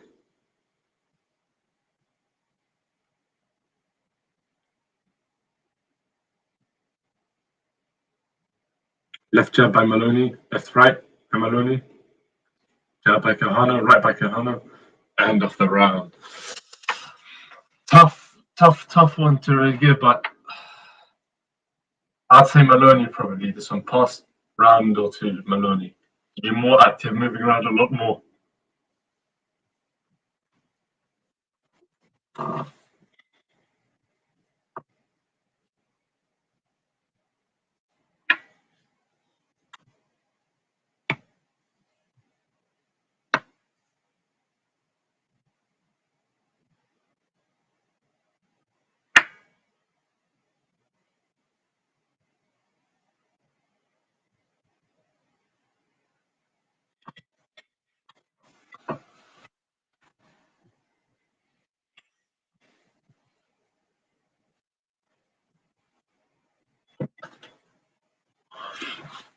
I'm so tired, so sleepy. But I'm staying up regardless. It's boxing, man. It's rare that you get so much action packed on one particular weekend. Start round 9. We're entering the championship rounds, or soon to be the championship rounds. Right by Keikana. Almost looks like he wobbled Maloney. Maloney's still moving, making Keikana miss, enticing him in and moving out just in time. Also for that shot.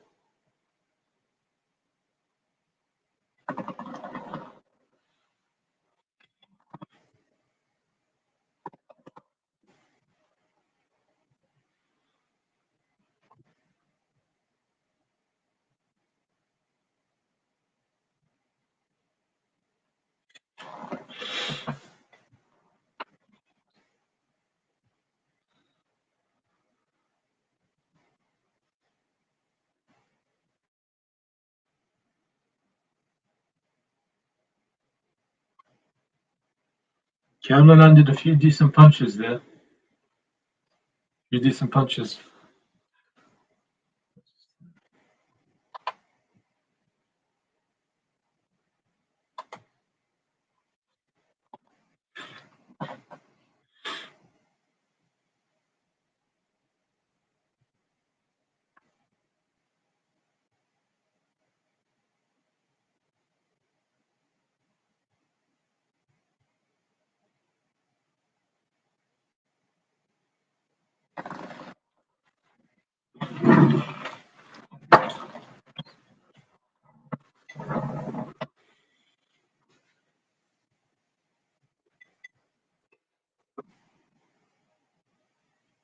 Oh, nice punch by Maloney. Back in the center of the ring. Uppercut by Keikana missed. Jab by Keikana. Left to right. Keikana. Another right by Keikana. Jab by Keikana. Maloney responds. Center of the ring. This is becoming a chess match. Tit for tat.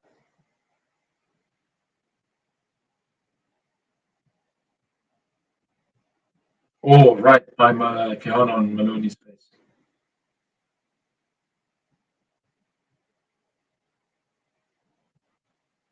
Oh, nice right by Keikana. Keikana shaking his head. Granite chin. Absolute granite chin. Left hook. The body by Maloney.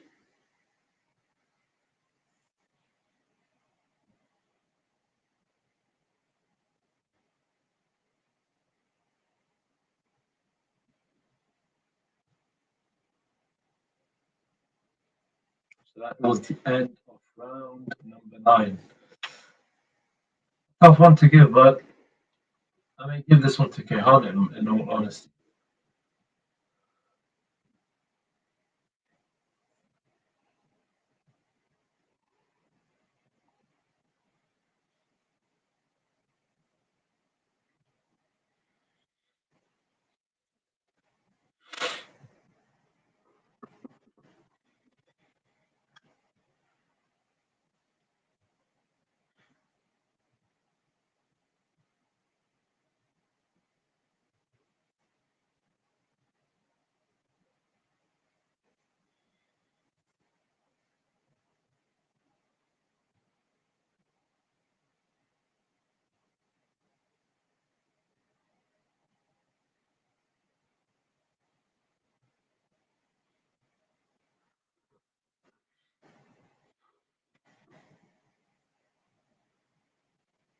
Now we're entering the championship rounds for the Keikana fight.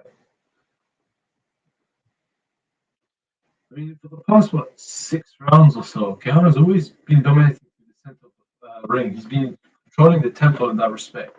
Always coming forward, always coming forward. And it's hard to, I said earlier, to overcome a fighter like that. It's very difficult to do so. It's very, very disheartening when you throw everything, when you're so fast, when you're strong, with your powerful punches, quick punches, and you still see him coming towards you. Crazy.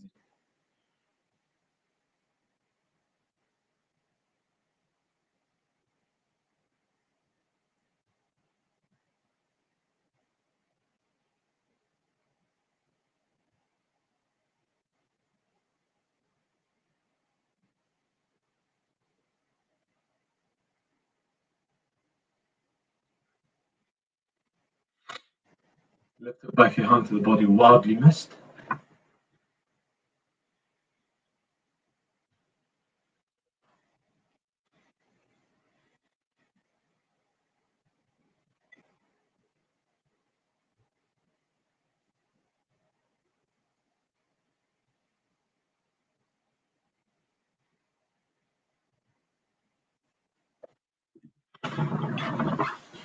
Nice few combinations, body shots by Keikana. Solid right uppercut or hooks to the body. Uppercuts to the body.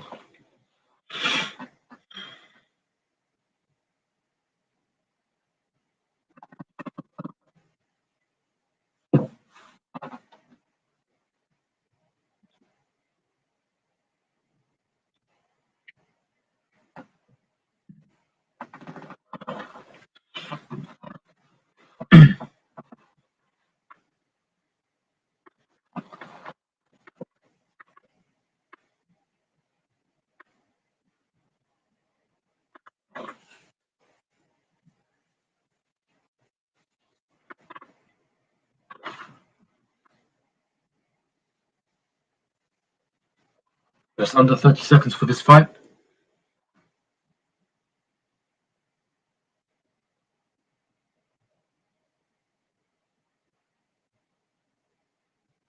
Oh, nice left hook by Keikana's. Rock Maloney, another right by Rock Maloney.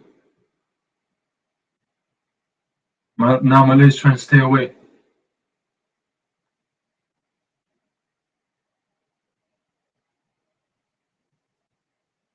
Keikana's looking like a hound dog. Oh my goodness. That was the end of round 10. That round I would have to give to Keikana once again. I think he's been absolutely crazy. The way he's been, like, ordinarily, whenever you see fighters who engage in these type of matches and matchups and styles of fights, you think to yourself, you know what? Eventually they'll give in over time, they'll get tired. But not this guy. It's very far and few boxers who are of that caliber who, despite all the hits, they'll continue coming forward, continue coming forward, continue coming forward. I mean, that's Tyson Furies, that's the Keikana type of fighters. Those caliber, that breed of fighters, that breed of boxers are what essentially make the fight more interesting. The Golovkin types, they just keep on getting it, coming back, keep on getting it, coming back. It's all damn near impossible to knock them out cold. And that's very disheartening and very off-putting, in fact. Started around 12, championship rounds.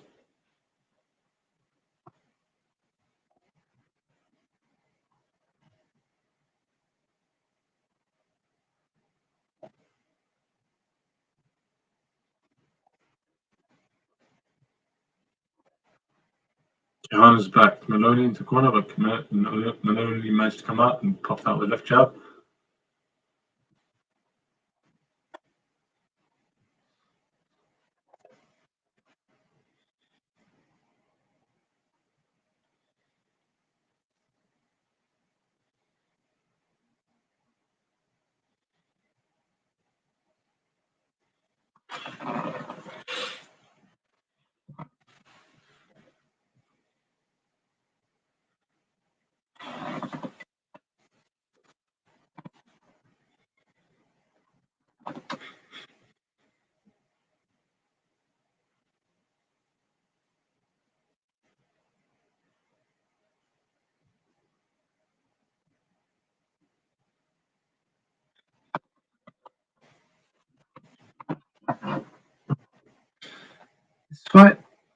This round, it's difficult to give, but so far I'd probably edge this one to Maloney. I think Maloney has done enough to probably get the points out of this one.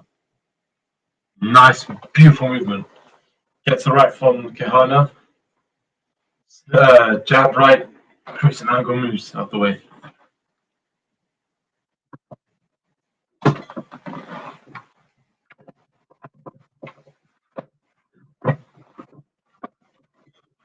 See if this can.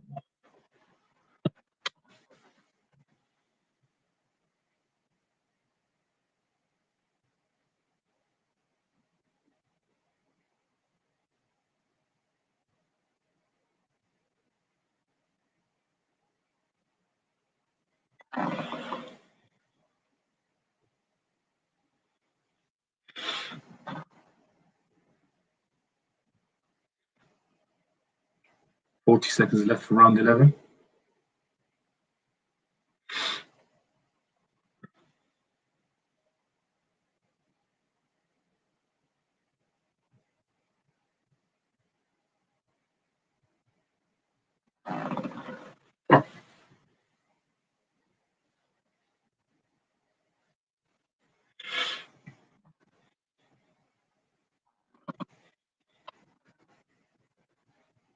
$10 left of round 11.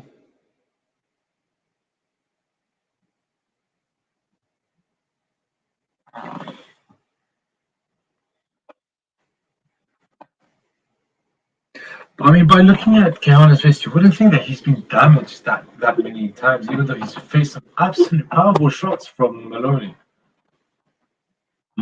Sorry, I say Maloney.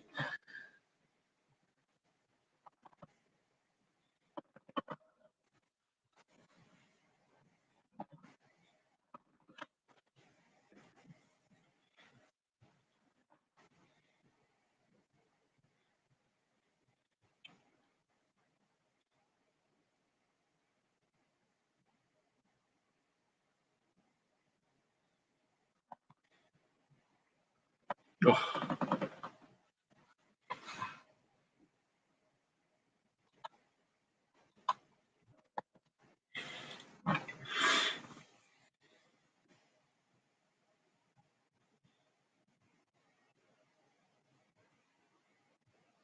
Devin Haney is ready to come out. Start of round 12 of the final round between Maloney and Keikana. Keikana.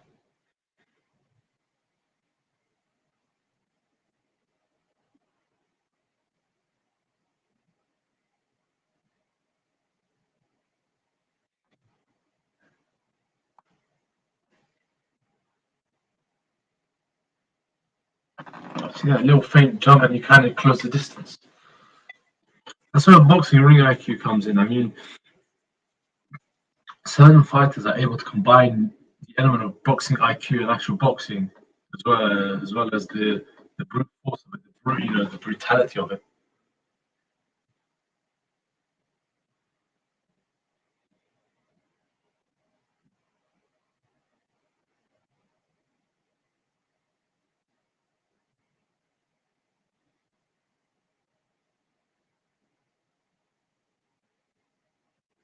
Just another 2 minutes to go for this fight, for this round.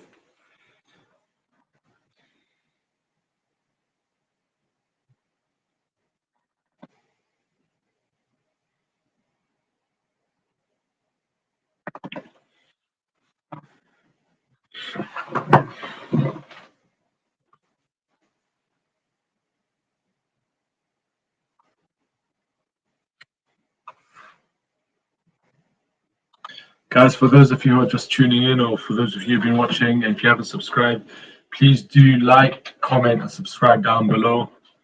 We really appreciate it, and it really helps us out too as a channel. And we hope you guys enjoy our channel.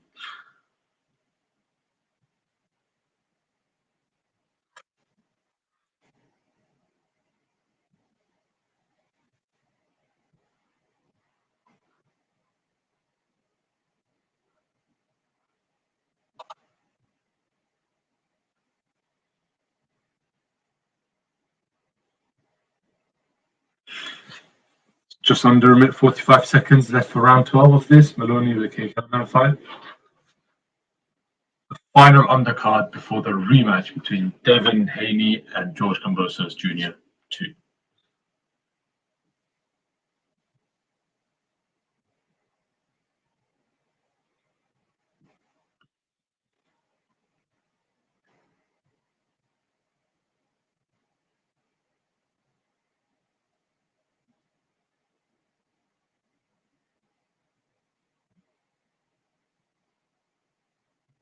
Less than 10 seconds to go.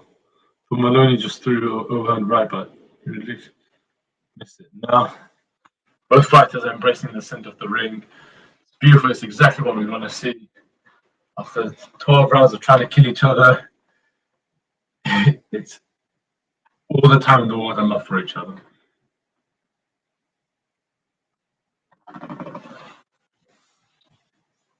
I think overall Maloney's done enough to perhaps win, because I mean obviously I didn't catch the first couple of rounds for first 4 rounds or so, but I mean just based off the last 2/3 to the last 8 rounds, I think Maloney probably did enough to perhaps edge it.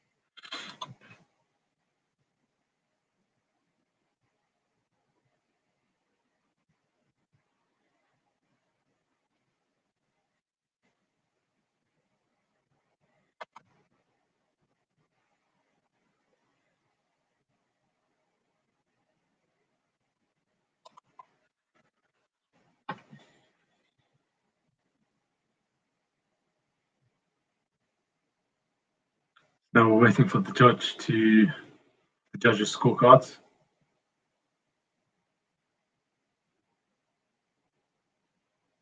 I mean, overall, a very entertaining fight, and do apologize if I haven't been showing as much interest as I have in previous videos and previous fights, but I'm just so tired and sleepy. I just want these fights to come over. I just really need these big fights to come through, man.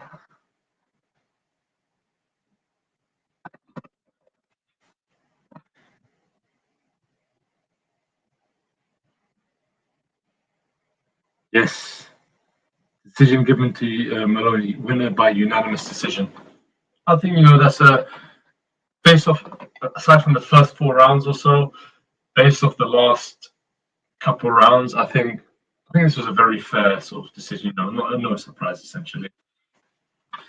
But guys, I'm just going to take a few minutes break. I just need to do a quick break before we jump back on the Devin Haney fight. Won't be long, a few minutes, and see you guys in a sec.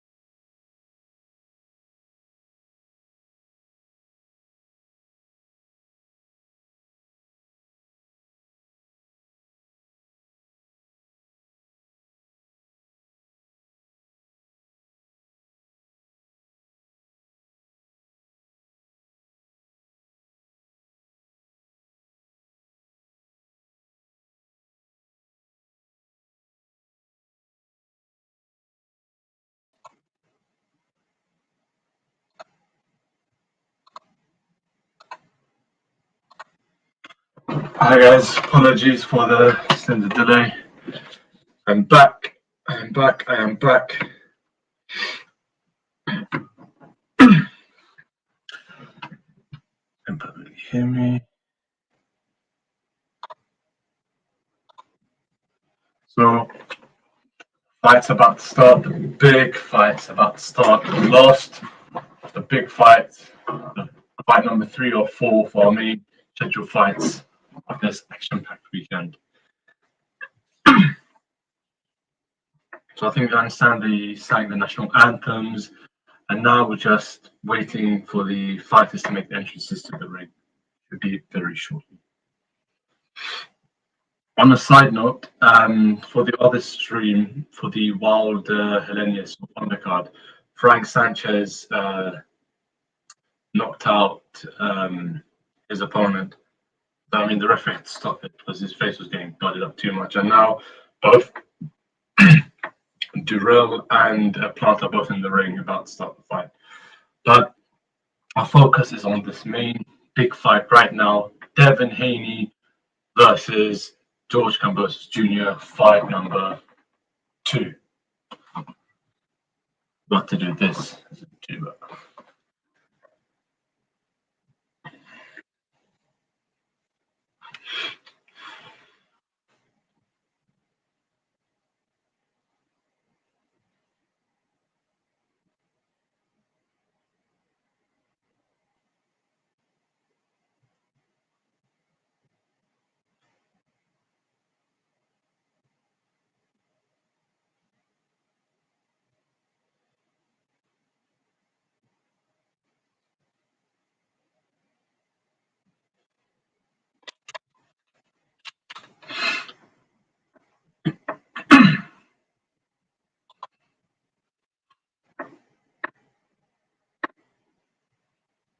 George Kambosos looks focused, laser focused, absolutely laser focused for this fight.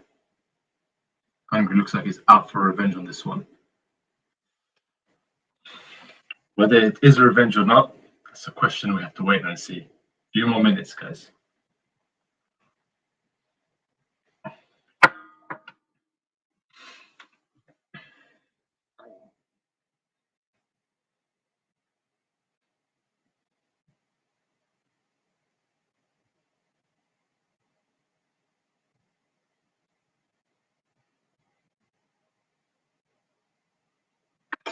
Fairly short walk to the ring, to be fair.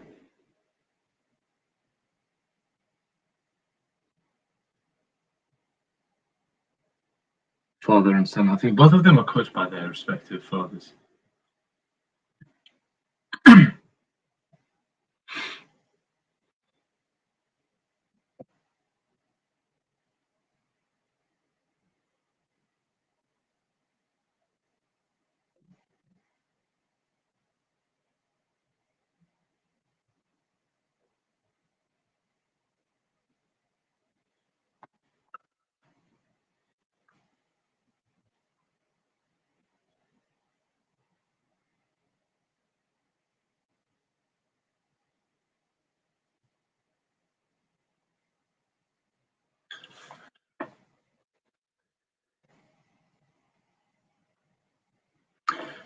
The worrying thing about this fight is that this fight could go the distance, whereas the Plant Durrell fight could not go the distance. So it could very well end up being a thing whereby both fights, both the Haney and Kambosos fight 2, as well as the Wilder Helenius fight, take place at the same time. If that's the case, it's going to be a bit of a struggle, but I'll try I'll try and commentate on both, on a round by round sort of, or any key actions or basis. Hopefully it doesn't get to that. Hopefully I can dedicate a whole entire section or one fight, whole entire sort of commentary for the other fight.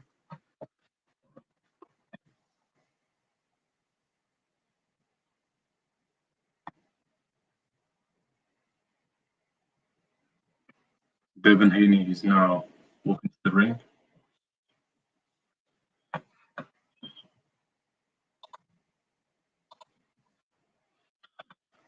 Kambosos made his entrance to the ring. He's already in the ring. Haney's making his way to the ring now. The champion's making his way to the ring.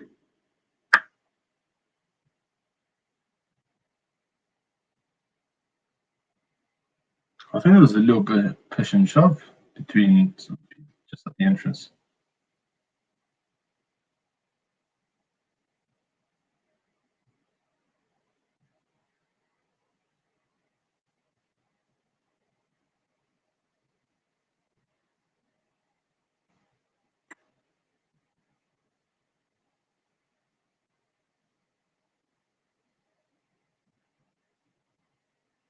Haney's hyping up the crowd, cheering the crowd on. Hopefully this fight ends quickly. I'll be honest, me, myself, I'm wanting Haney, Devin Haney to win. I mean, I like both fighters. I think both fighters are very respectable, very good, talented, elite, quality level fighters. But I just like Haney more on a personal level. Like, I just prefer him more. So I think he, like, if I had to pick between, like, a bit of a weird one, if I could spend like, a day with either one of them, it would definitely be Haney. But I just think I would like to chill with Haney more. So I think I'd get on well with him better. So I think that's why I'm slight bias, perhaps going towards Haney. But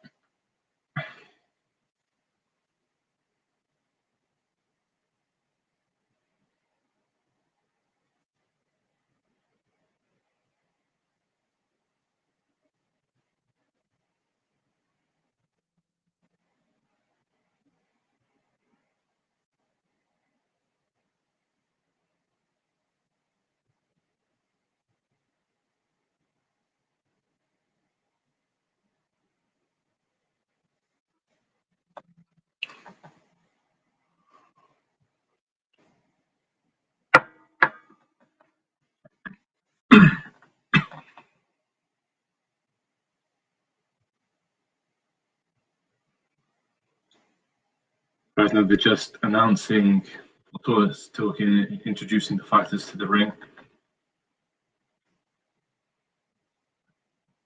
Over on the other stream, round 2 has started between Plant and Arum. So I'm keeping a watchful eye on that in regard to seeing as to when the fight will end.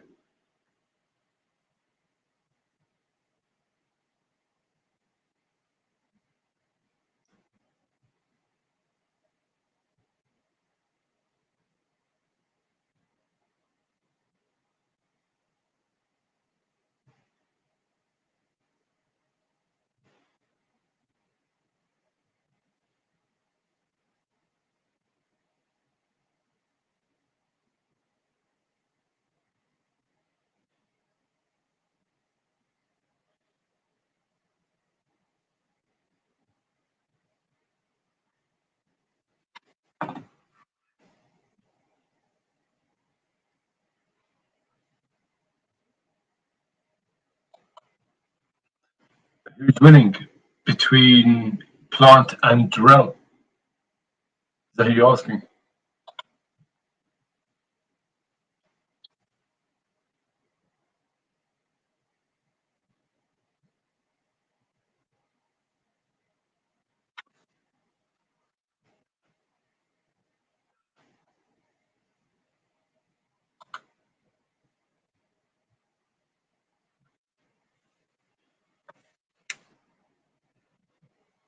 Both Haney and Kambosos staring each other down. And you can tell there's genuine animosity between them, even the touch of the gloves. But guys, we're moments away from the fight, moments away from this big fight happening. I want the Devin Haney win. Whether I get it or not, God knows. God knows what's going to happen. Finally. Start the fight. Ding, ding, ding. Both ends of the ring. Haney guard up, just watching, waiting for the right chance to strike. Kambosos going in straight away. And he's changing his stance, to be fair, every so often. He's more active. He's moving around a lot more. Haney in the center, controlling the tempo, trying to set, The problem is with these kind of fights, when fights start straight away, it can pose. Oh, the fight just started right now between Haney and Kambosos. I mean, so far, Cambosos is far more aggressive. He's trying to go in for it more so, but Haney, is more quiet and reserved. I think he's just trying to test him out, see what his limits are, and then I think Haney will turn up, or will turn the gas pedal up, so to speak. I'm gonna headlock there against the ropes. Seems like quite a significant, size difference between them. Kambosos is changing his style every so often, trying to off-put Devin Haney. That's very interesting. You don't get many fighters who do that. Only those who are very talented are able and confident to do so, or successful in this.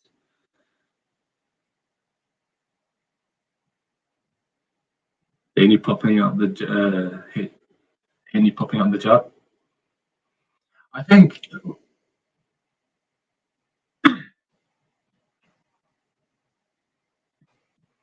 I mean, they're both tying each other up on one punch for each person. Kambosos throwing, then Haney throwing, then Kambosos, then Haney. Yes, Haney with the left jab. Another left jab made Kambosos miss.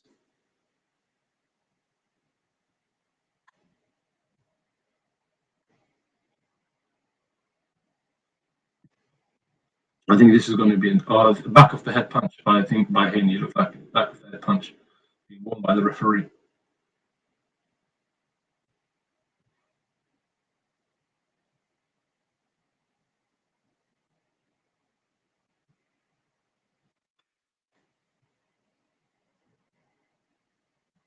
Haney's tying him up, getting in the headlock too much. I mean, it can spoil the fight, but at the same time, it is tactical at the end of the day.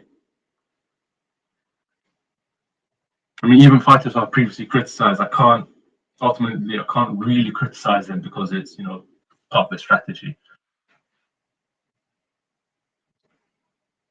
Oh, Kambosos throwing a few powerful shots. He's going in for the kill straight away. I think he's being a bit reckless with this one. I think he's being a bit too reckless with this one. End of round one. Close, but I'll probably edge it towards Kambosos. I mean, Haney. It was a close affair, very, very much close, very much close affair, and Haney did seem in control for parts of it. But I think in terms of the clear punches landed, Kambosos probably just about edges it for me. So I give it to Kambosos. Although I think that this is something that it would be the wrong tactic for him to do, and it will tie him out eventually. Sorry, Chinos. It will tie him out eventually, and can he gas out? Will Haney take advantage of that? We have to wait and see. Nice chopping overhand right by Kambosos. Not even in the blue. He's not even in his corner.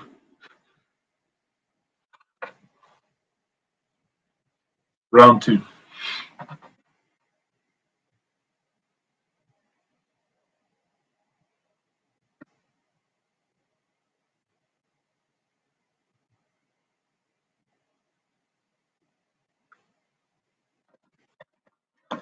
I think ordinarily, like I said before, first couple of rounds, you always want to test each other. I think Haney was smart in not being too aggressive in the first one. He didn't want to gas himself out. He didn't want to tire himself out, and he's just seeing Kambosos' limits. And now we know what Kambosos can do. Now Haney can, strategize for that as well as his corner. But Haney now is starting to establish himself. A couple of jabs, couple of right crosses. Now he's sending it back to Kambosos. Oh, I think right cross. I think it looked like it stumbled Kambosos, but again, I'm not entirely sure. Couldn't entirely tell because he seemed to bounce back straight away.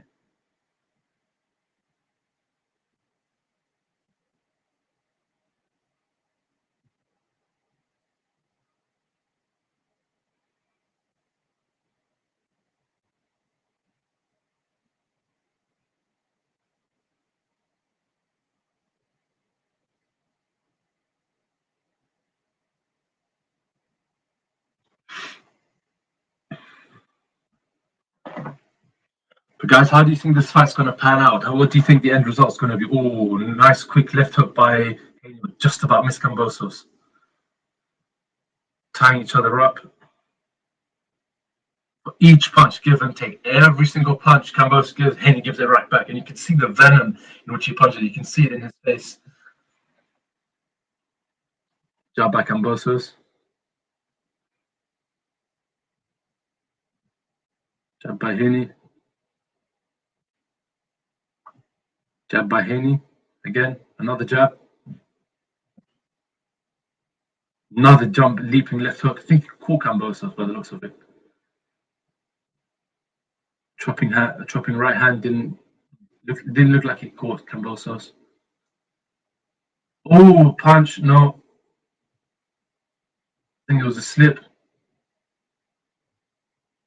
Yeah, it was a slip by Kambosos. I think Kambosos is a bit too erratic for this particular fight. It wasn't like the first fight. This one, he was far more erratic with it.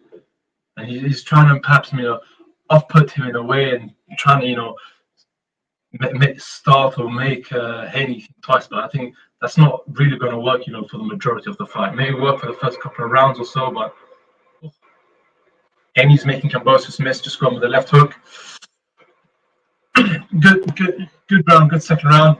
I'd edge that one. I'll give that one to Haney. Sorry, I'll give this one to Haney. I think this one was more clear cut than the first one. First one was closer, but I'll give it to Kambosos. This one is more clear cut, and I'll give this to Haney. So I got one apiece so far for each fighter.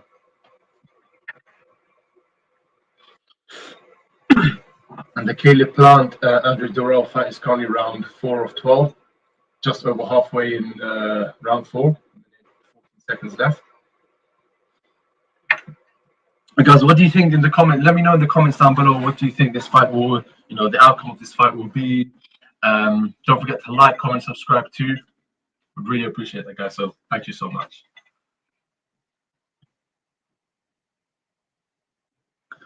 I think Kambosos is going to get tired. I think he's too hyped up. Haney, for this second round, you can tell he was more focused, laser focused, and he was controlling the tempo of the fight.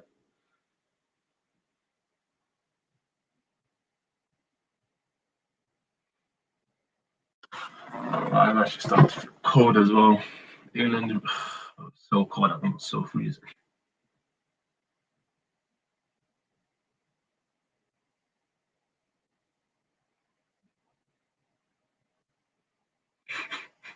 I just realized Haney's got the OnlyFans sponsor on the back of his shorts.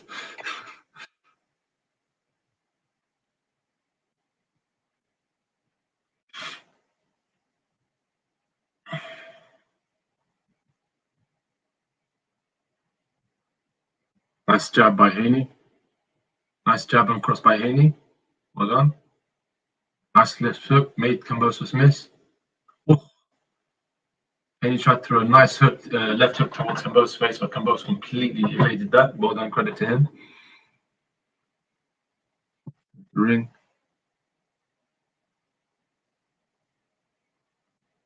Oh.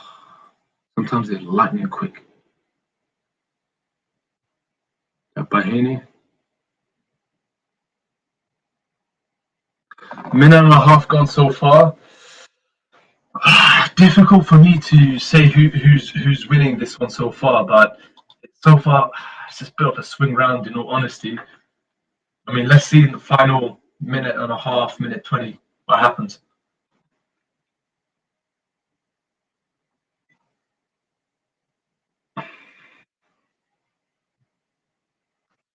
Referee's warning Haney again on the back. Although this one didn't look like it was much for the back of the head.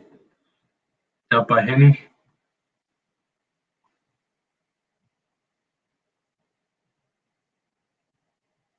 I think that was a punch by Haney that perhaps stunned Kambosos, but I'm not entirely sure. It looked like a slip. Another jab.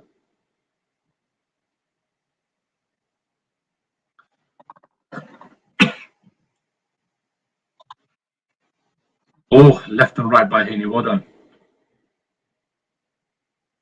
Jab by Haney. Jab. Nice counter by Haney. Jab and right. Nice left hook by Haney. Well done. Come on. Center of the ring. He's making Kambosos find the outside towards the rope, backing up against the ropes.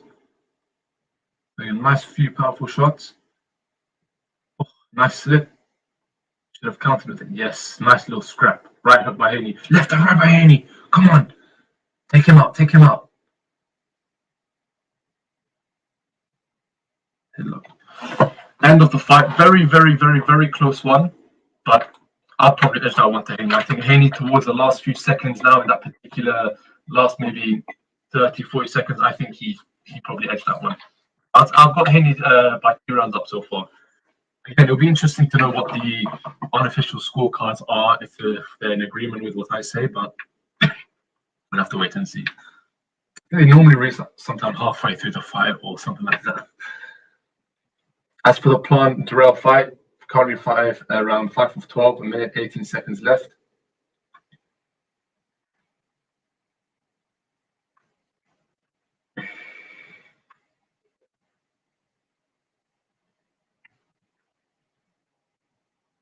Oh. Left to right by Haney, absolutely lightning quick. I mean, how the hell is it possible when you look at it, you know, as a fan, you think, how the hell are they able to do it so quick? It's like surreal, like. But yeah, start round 2. We're already 1 quarter through the fight. Start round 4. Entering the conclusion of the first third of the fight. Both men in the center of the ring. Jab by Haney. I think Haney's starting to control the tempo of the fight. Kambosos is still being a bit too erratic trying to get in, but I mean, if he feels that that's his only chance, then take it, I guess.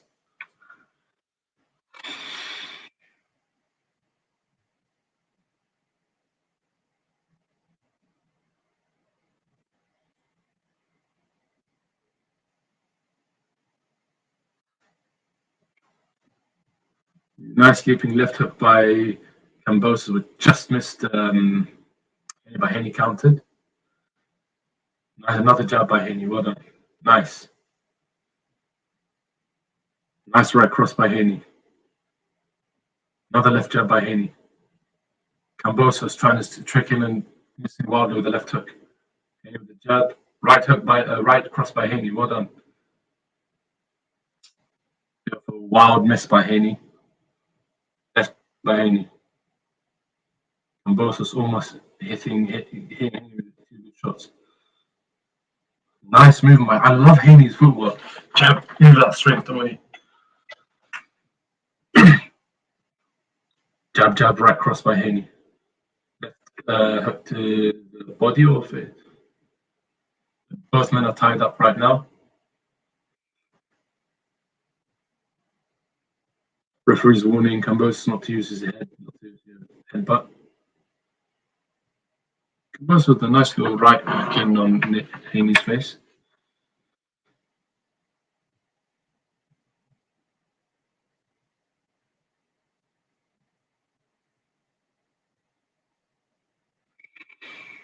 I think this referee is all right. He's doing all right. I like him. I like this referee.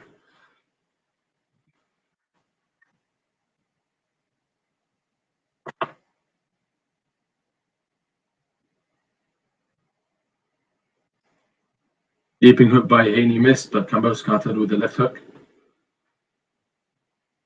Jab by Haney.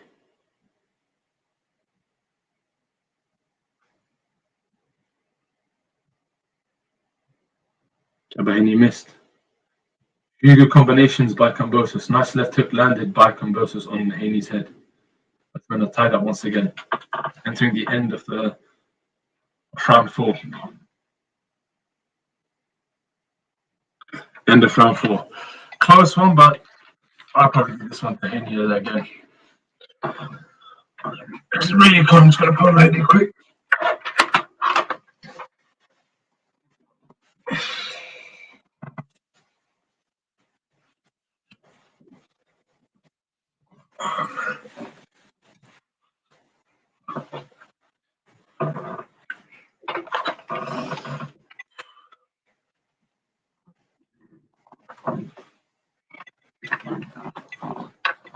Yeah.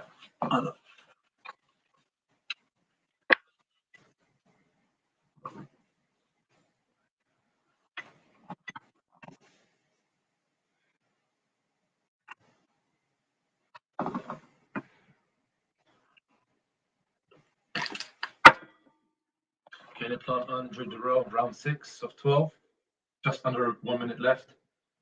And start of round 5 between Haney and Kambosos. I mean, don't get me wrong.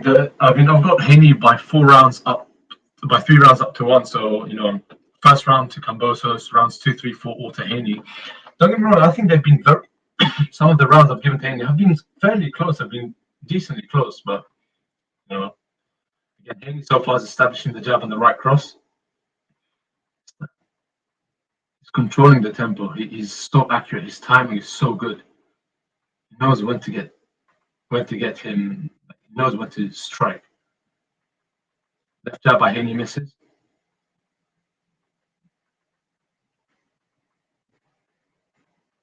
Jab lands by Haney. Left hook lands by Kambosos. Tied up once again.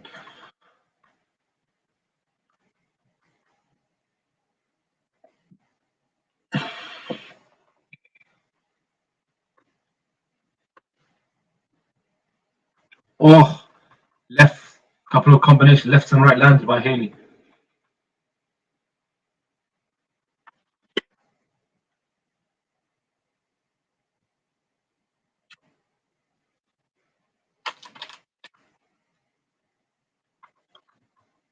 Left and right landed by Haney. Right, it was the right hook that landed on Kambosos by Haney. Why are you trying to headbutt his torso? What the hell? Why are you going first into that?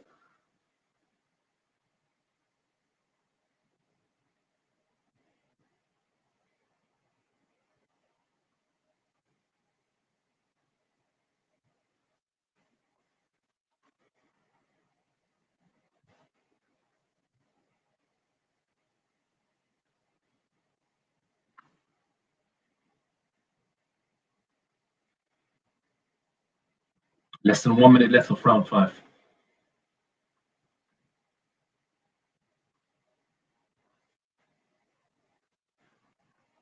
Jab landed by Haney. Another jab landed by Haney. Another right landed by Haney. He quickly moved out of time. Well done, Haney. Solid. Oh.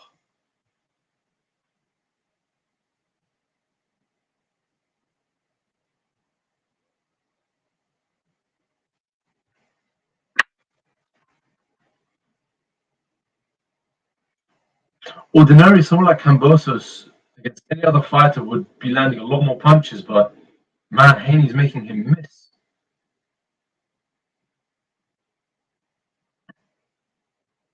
Listen, I could see this either this end of round 5, giving this one to Haney once again, man. I think Haney's definitely running away with this by this point.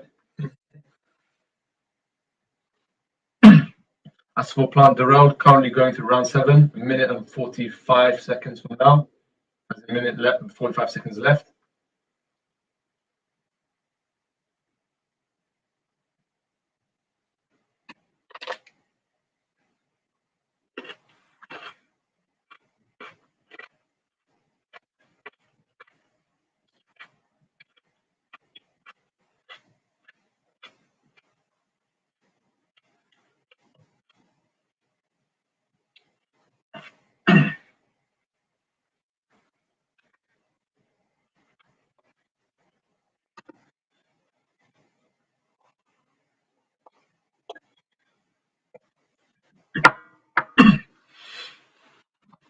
Start of round number 6. Almost halfway through this fight. Right cross by Haney. Lands. Oh, Kambosos just got out that one in time.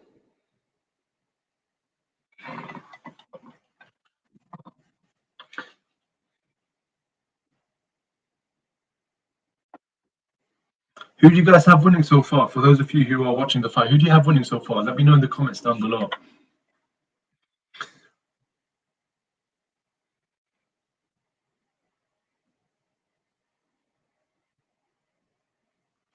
Left and right lands by Haney. Quickly gets out of time from about 3 punches thrown by Kambosos. Oof. Nice left hook landed by Kambosos.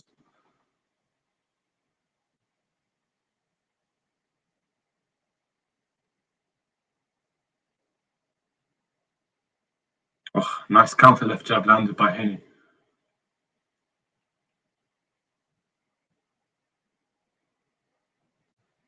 Kambosos trying to use his head. It's a little bit weird there for a second. Minute 40 left. Round number 6.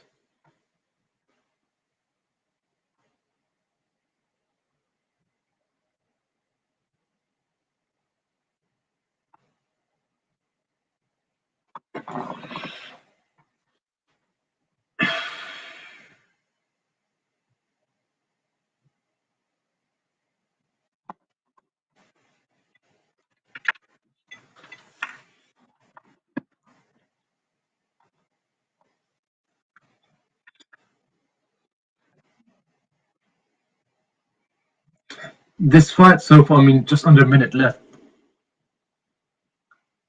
I mean, it's been a lot closer than the other rounds, but I'd still probably edge it to Haney. Another left, nice jab landed by Haney.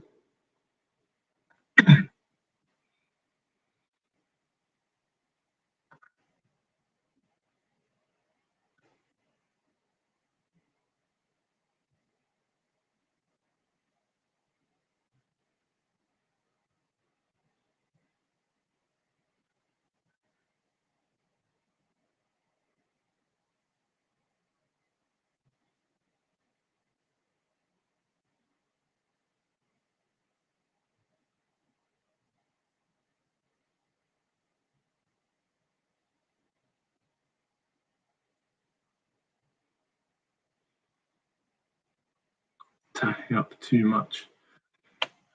You sense that there's going to be a knockout. I sense that it's going to be some sort of knockout.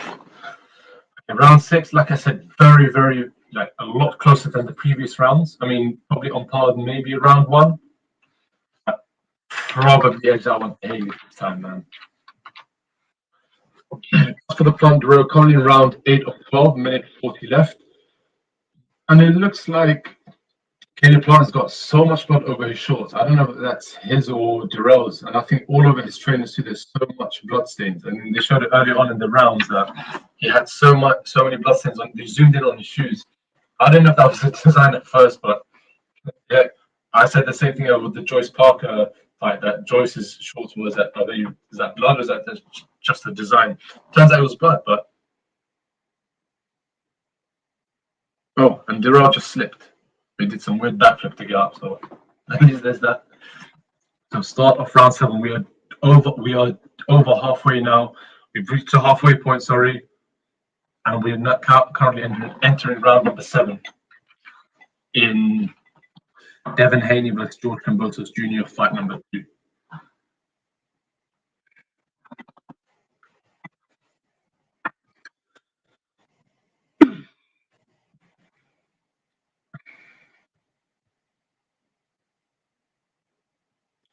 Nice slip by Haney, but missed. He missed with the left hook. Nice right by Haney.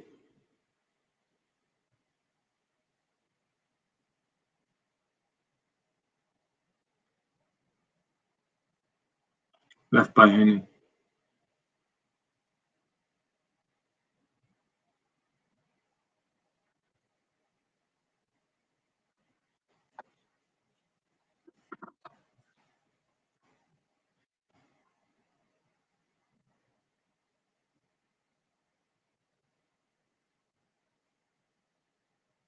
Right by Haney.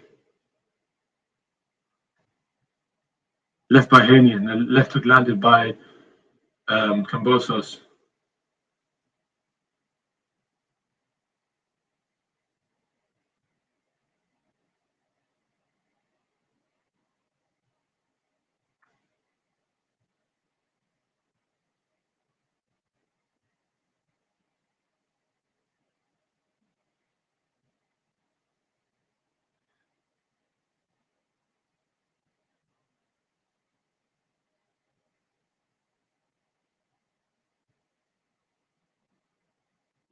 Right landed by Haney.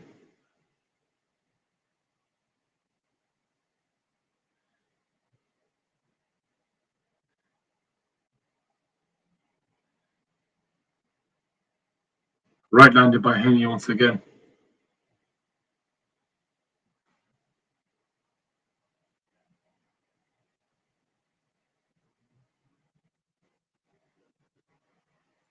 Oh, was that not? No, it wasn't a knockdown. I thought Haney got knocked out for a second. Round 7. 30 seconds left. Let's see what happens in the last 30 seconds. Kambosos is definitely bruised up on his left eye. Although, I mean, if Haney keeps on picking at that, could very well end up being a cut. Nice right hit by Haney. Overhand right.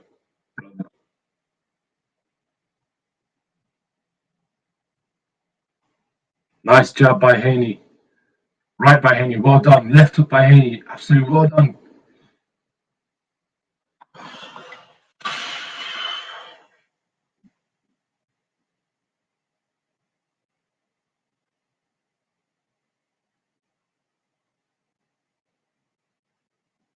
Haney for me.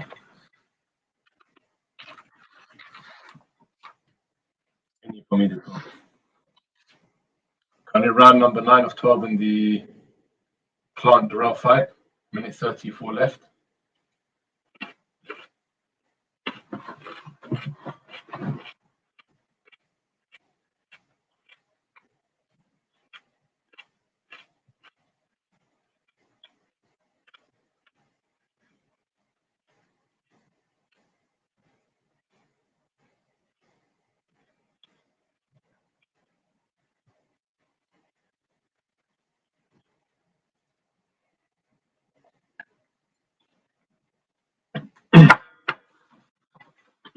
Round number 8. I'm interested to see the scorecard.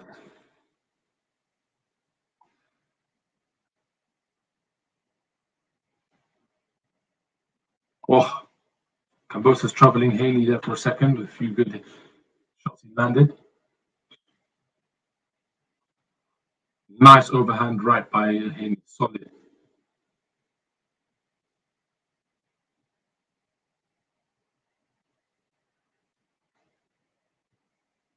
Nice counter and left hook by Haney, by Kambosos. And Haney responds back with a left and a right. And Kambosos, tied up.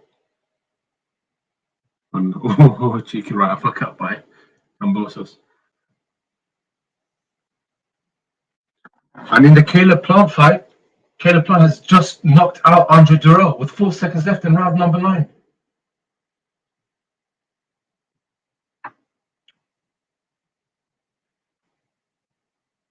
Oh no, Caleb Plant's being disrespectful now. Almost as if he's burying him, picking him up and burying him, picking it up and burying it, shoveling dirt onto him. That's disrespectful by Plant. That's not on at all. Well, nice exchange between Haney and Kambosos.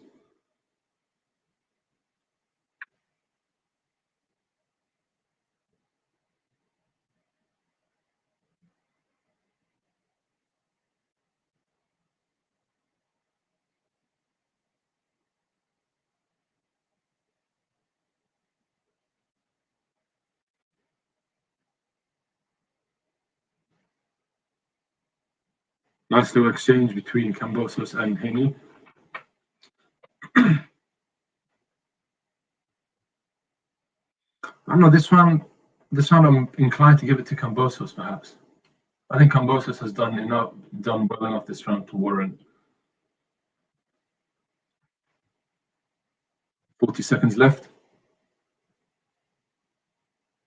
Oh, Durrell looks like he's in serious trouble. He's struggling to get up.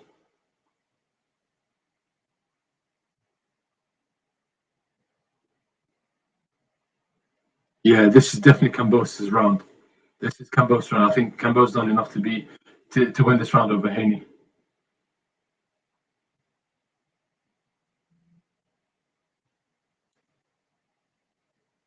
Nice overhand right by Kambosos.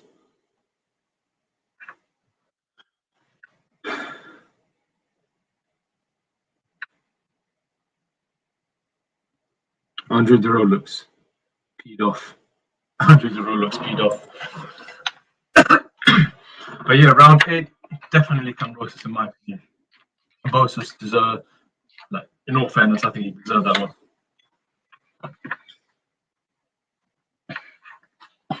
I mean, the 8 rounds so far, I've only got rounds 1 and 8 Kambosos, rounds 2 through all the way through to 7, so 6 rounds to Haney, 2 to Kambosos. Kambosos needs to go for the win, man. Needs to go for the absolute knockout. And I think, yeah, Haney is bleeding. He's bleeding from, maybe from his eye. Yeah. He had blood trickling down part of his neck, like on this side.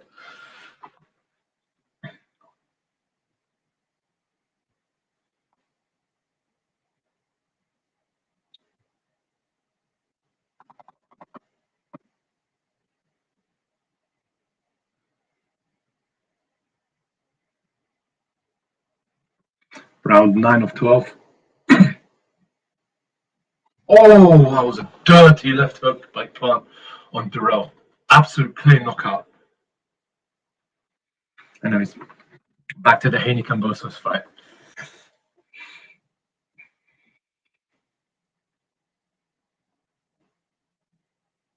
Two minutes 30 left. 2 minutes 30 seconds from now, actually.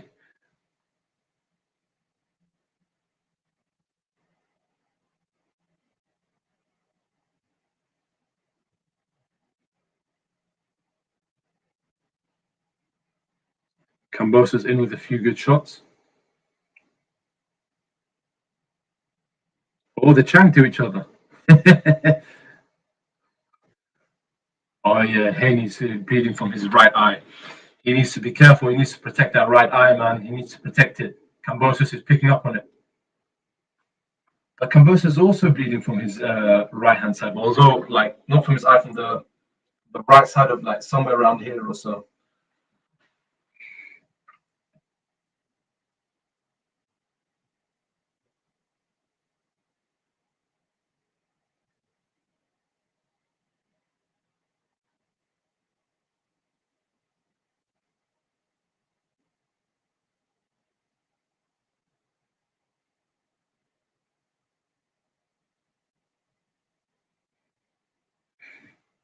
Oh, nice right.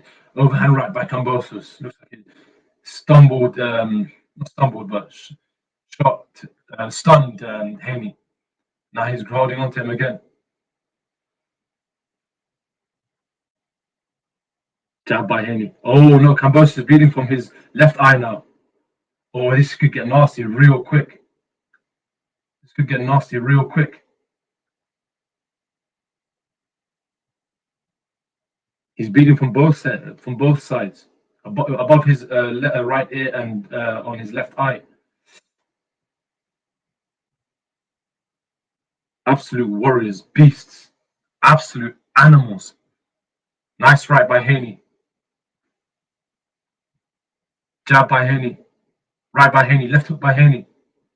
The cut on Kambosos' left eye is opening up now. On the edge of his eye is opening up. 20 seconds left.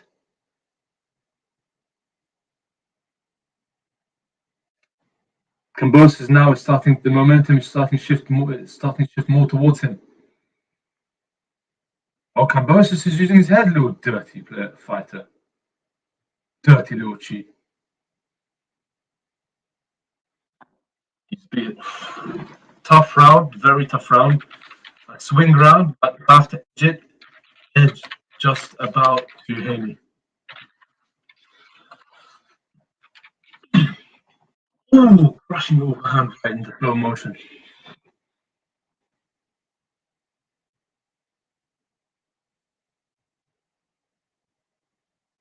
He's got a nasty chunk.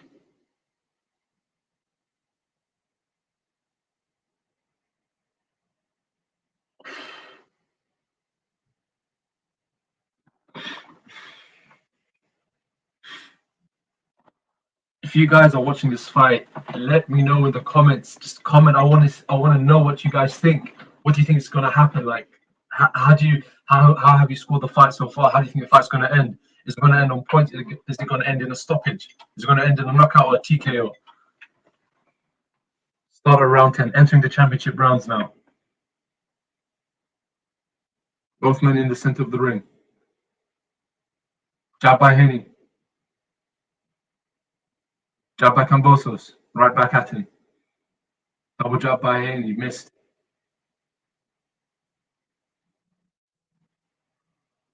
Jab by Haney. Another jab, but Kambosos ducks. No, nice left hook by Haney. Right by Haney. Another right by Haney. Another left. Another right by Haney.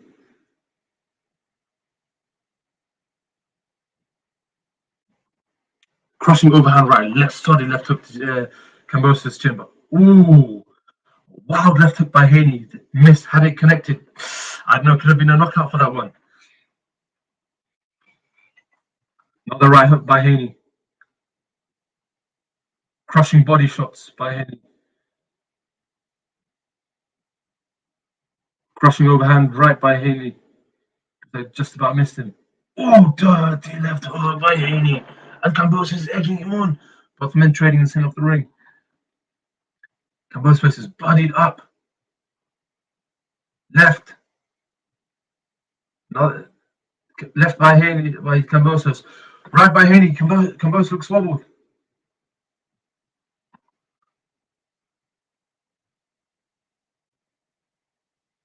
Kambosos is fighting back. Right back. Oh my goodness. If this was in the middle of the day, believe me, ladies and gentlemen, I'll be screaming. But it's 5 a.m. on a Sunday morning.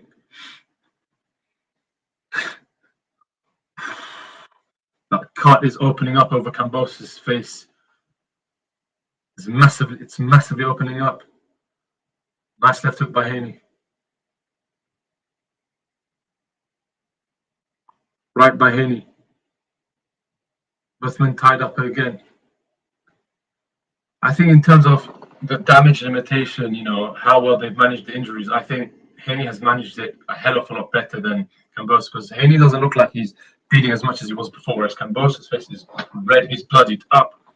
And every time he's getting, he's just like punching his hands together, saying, come on. His cut is opening up severely. If he doesn't be careful, then this fight could end very early. He needs to manage this one. He needs to manage this fight, because it would be a shame to have this fight end so soon. Oh, nice slip by Haney. And close towards the end of round 10. Tough. Swing it. I'd say this is the swing round again. At the edge it just about the Haney. But again, if the judges' scorecards say otherwise, then, you know, I won't really argue with that. Rounds 9 and 10, in my opinion, very close rounds, very swing fights. Anthony, what do you mean by what time is the fight? The fight's already started, my friend. Already, you know, entering the championship rounds, the last 2 rounds. Guys, please don't forget to like and comment, subscribe down below.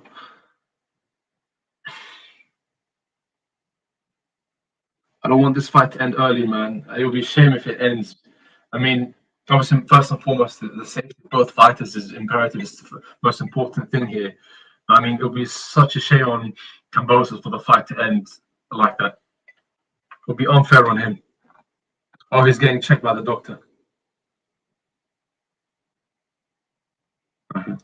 Start round 11. Ding, ding, ding.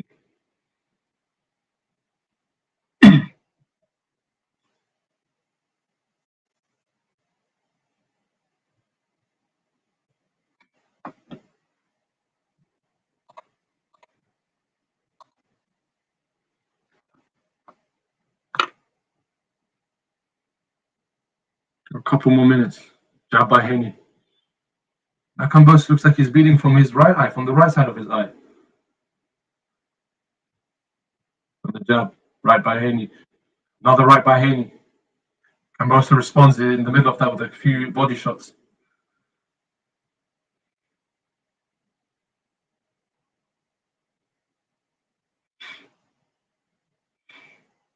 few testing shots and never really caused much damage from either fighters. Left and right crossed by Haney.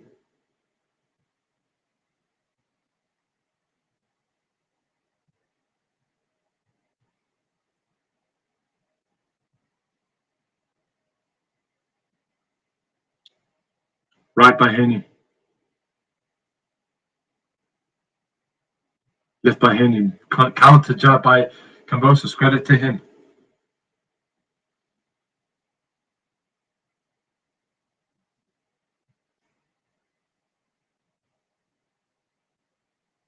Right cross by Haney. Landed. Oh, Kambosos looks wobbled.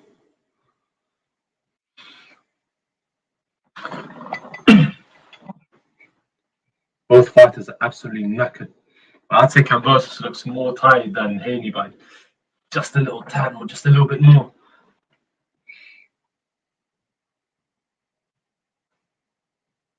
Right by Haney. Kambosos responds back.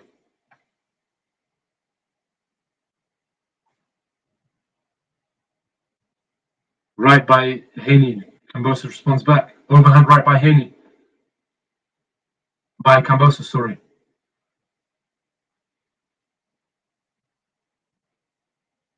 "40 seconds left for round 11.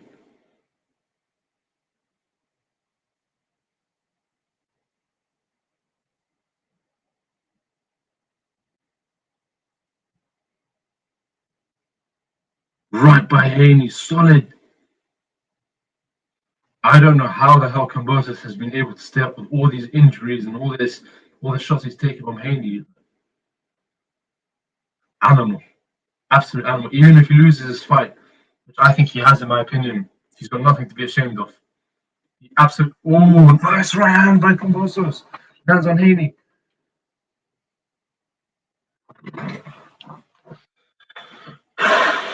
That's the end of round 11. Ladies and gentlemen, that's the absolute end of round 11.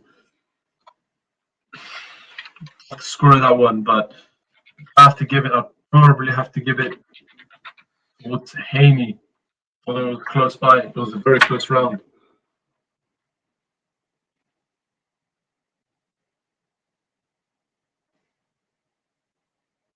Yeah, his eye is bruised up. That's him.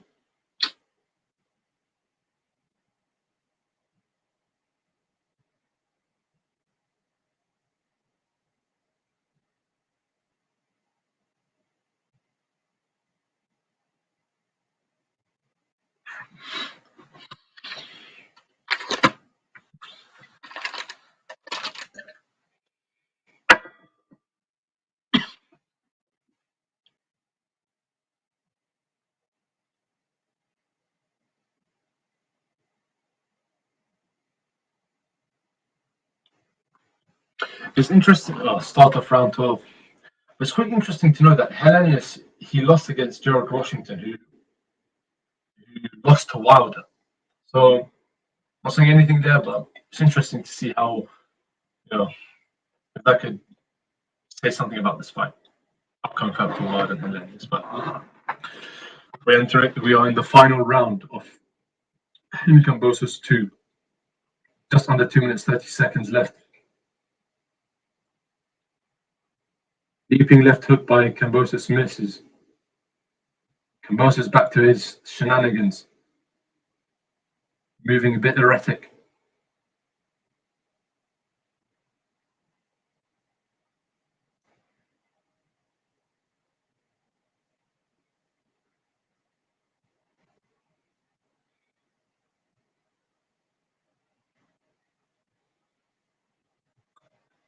Haney, man, I think Haney's done enough to win, but you don't want to risk it. You still eat nice left jab by Haney, and Kambosos him to come on. Another left jab by Haney. Nice right uppercut by Kambosos, and he's tied up. Yeah, you don't want to leave. You don't want to, in these situations. You don't want to leave the last two rounds, because those are the championship rounds, and that's where the judges will be focusing a lot more attention on. Haney at the very least should match his energy.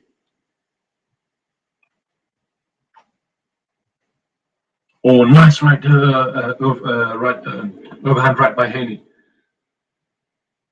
Nice overhand right by Haney once again, but Kambosos lands back with the left jab. Minute left of the round.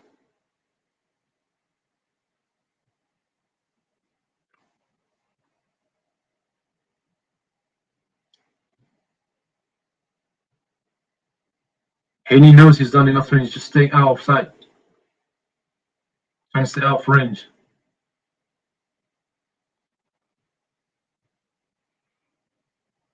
Come on, I need this fight to finish it. I can jump on the Wilder fight straight away. Less than 30 seconds left for this fight.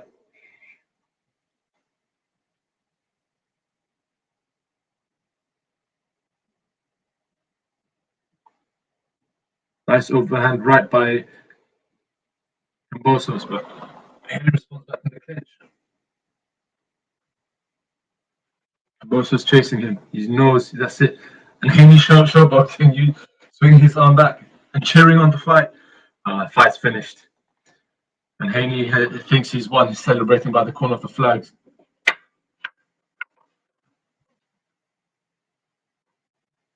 I'm just gonna jump in and see how this fight decisions are.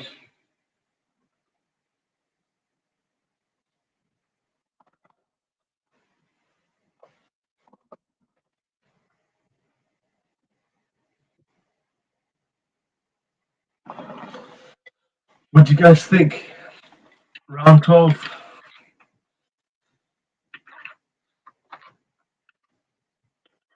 Round 12, I would say maybe Haney.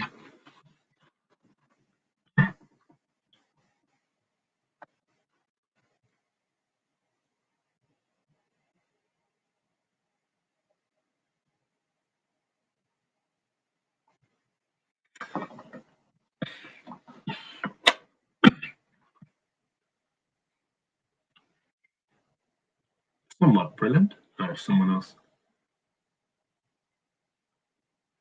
I think Kambosos knows that he lost this fight. I mean, he raised his hands up because I think it's a valiant effort, but I don't think deep down he thinks he wants this fight. I mean, looking at his face was very telling now at the end.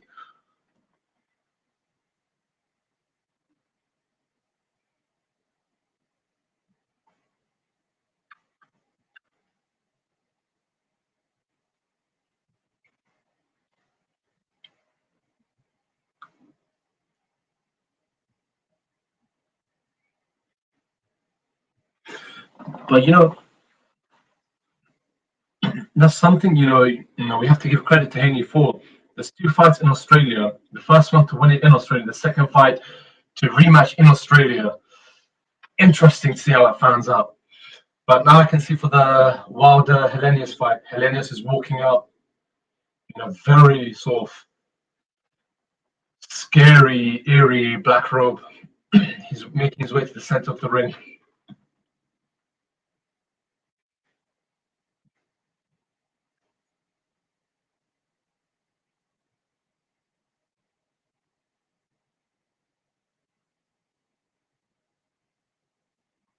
Come on, can someone tell me what the outcome is for this fight?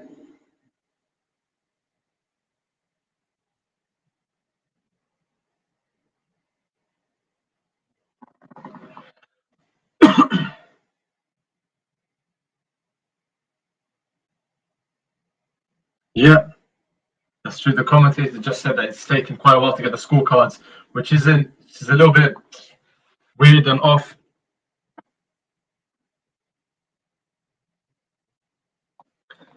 So Helenius is currently being introduced to the center. It's currently in the ring now. Oh, now they're being called to the center of the ring. Drum roll.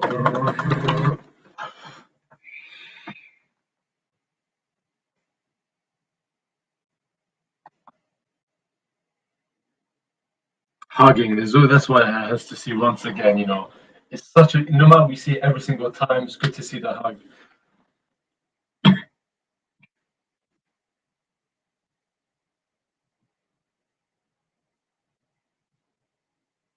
119, 109.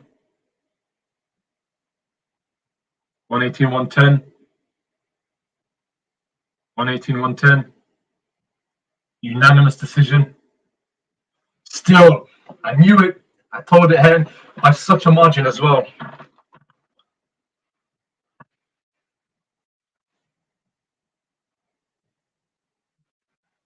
So yeah, I mean, they gave it by roughly 8 or 9 sort of like a margin, huge wide margin. So just to quickly clarify to reiterate my scorecards. I mean, I had Kambosos 1, 8. So rounds 1 and 8, 2, 3, 4, 5, 6, 7. That's 6 rounds. To 11 and 12. Haney, that's 8 certified rounds, and rounds 9 to 10 swing rounds, but just about edged to Haney for both of them. Therefore, once again, 12 rounds. But credit to both of them, absolute crazy like fighters, absolutely a great, excellent fight to watch. And if I was Kambosos Jr., I would not feel downtrodden at all. I understand, he's a soldier, he's a warrior, he's a fighter. He has a warrior spirit. He doesn't want. He hates losing. Commendable, but in a fight like this, he should not be ashamed. But so credit to both of them. But without further ado, I'm just turning on this stream for the Wilder fight, which is, just looking at him coming into the ring. He looks funny because he's still wearing that same suit of armor. I mean, not the exact same one as Tyson Fury, but he's wearing a much lighter version of that suit of armor. But if he loses, he's going to say, "Oh, I wouldn't be surprised if he says, oh, my armor came off, my armor was wearing too heavy." But then he's changing up his hairdo as well. So whenever a fighter changes up his hairstyle, I always think to myself, is there a need for that? Are you trying to revamp yourself? This isn't a fashion show. It's a boxing fight. But without further ado, final fight of the night, guys. Final fight of the night.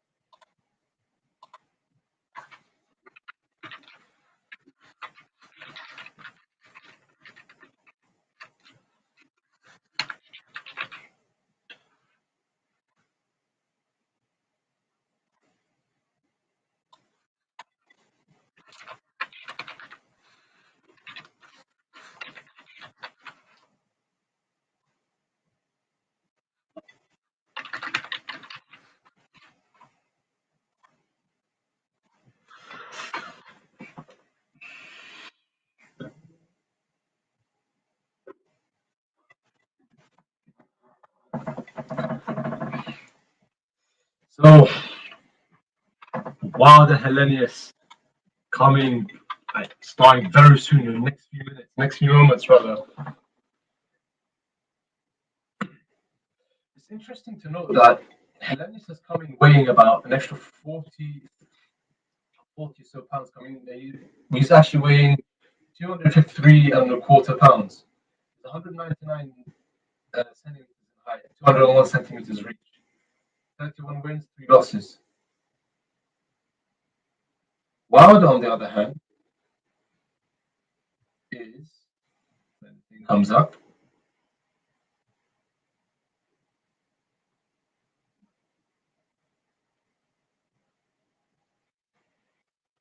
I think I understand that Wilder weighed in the third lightest he's ever done in his entire career. His coaches are still there.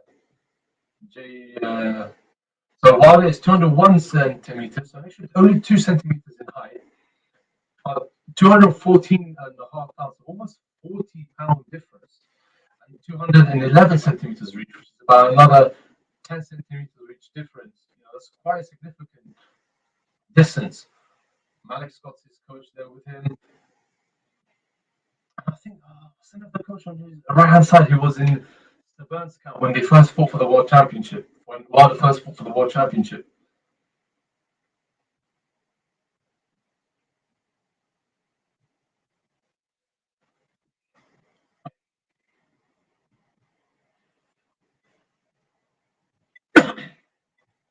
Michael Griffin's the referee.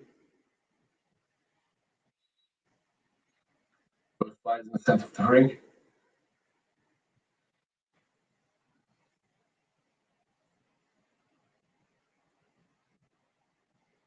Wilder looks a little nervous. Helenius looks like he's hungry for this, like he's going in for the kill. But again, I don't know if Wilder looks nervous. I mean, I said he looks nervous. I don't know if he is nervous or he just wants to get this over and done with. Frustrated from his losses to Fury. You know, one thing I will have to give Wilder is that he's also someone who's not afraid of fighting. He's not, he's not someone who ducks people at all. Despite all the Anthony Joshua Wilder, talks and about who's ducking who, deep down, I don't think Wilder is ducking anyone. I don't think Joshua's ducking it either. I think that's most of the promoters, but the fight has just started. Round one. Helenius in the center of the ring. Overstretching. Seems like he's overstretching. His arms this time are up compared to the Kaunaki fight where I said he was down below, lowering his arm. But Wilder looks like he was rocked a bit. Maybe it's just off balance. You know, for all the stick Wilder's got for his so-called chicken or skinny legs, his legs look like they're slightly wrong. They're beat up a bit. I mean, they're still skinny for a fighter of his weight, of his caliber, but looks like they're bigger than before.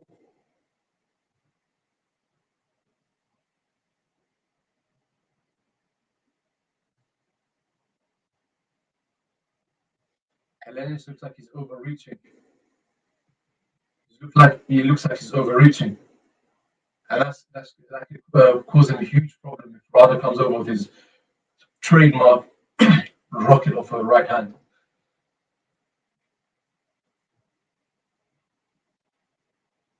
He doesn't look very confident. Oh, he just tried to throw the hand but missed. Wow.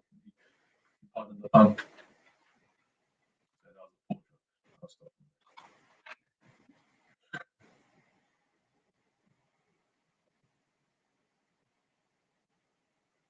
Helenius is shaking his right hand, letting him know that he's ready, he wants to throw it. And I think Wilder is afraid of Helenius' power. And Helenius takes too long to step in, but I mean, it works for him, credit. Minute left of the round. Nice exchange. Then it's pushed Wilder back. My God. You can see the 40-pound difference.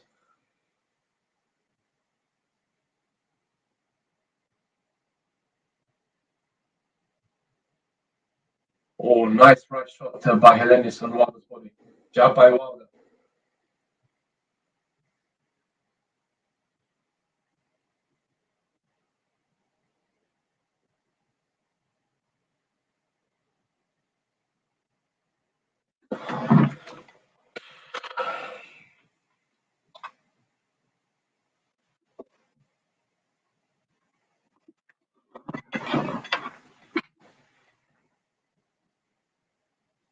Oh, he's knocked out! Wilder's knocked out Helenius with 6 seconds left. Helenius is knocked out within 6 seconds. Oh my Lord. Oh my goodness. I mean, I knew Wilder was most likely going to win this fight. I thought he was going to win this fight, but 6 seconds.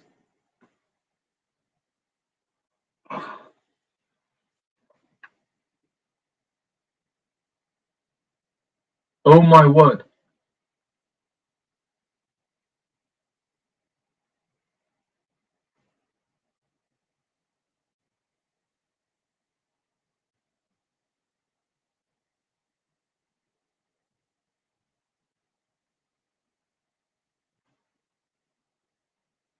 Within the first round.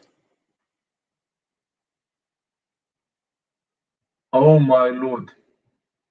God have mercy. God have mercy. How was that so quick? Helenius, poor guy, is still on his knees. Oh my God. No, I'm sorry. That's absolutely unbelievable.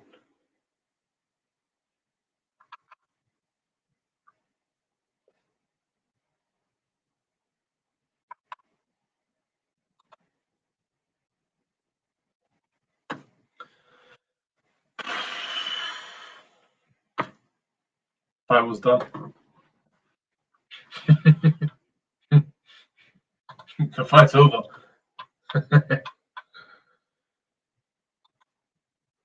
Like, I'm lost for words. Normally, I always have something to say, but I don't know what to say. I mean, I always knew that there was going to be that there was going to be a knockout for this fight, but for it to happen this quick, crazy, absolutely crazy. Like I said, all Wilder has to do is overhand right. And I think Helenius perhaps dropped his arms or like too much, too much. Nuts, absolutely crazy. But Deontay Wilder is Deontay Wilder. Absolute credit to him. I thought I mean, it's only one round.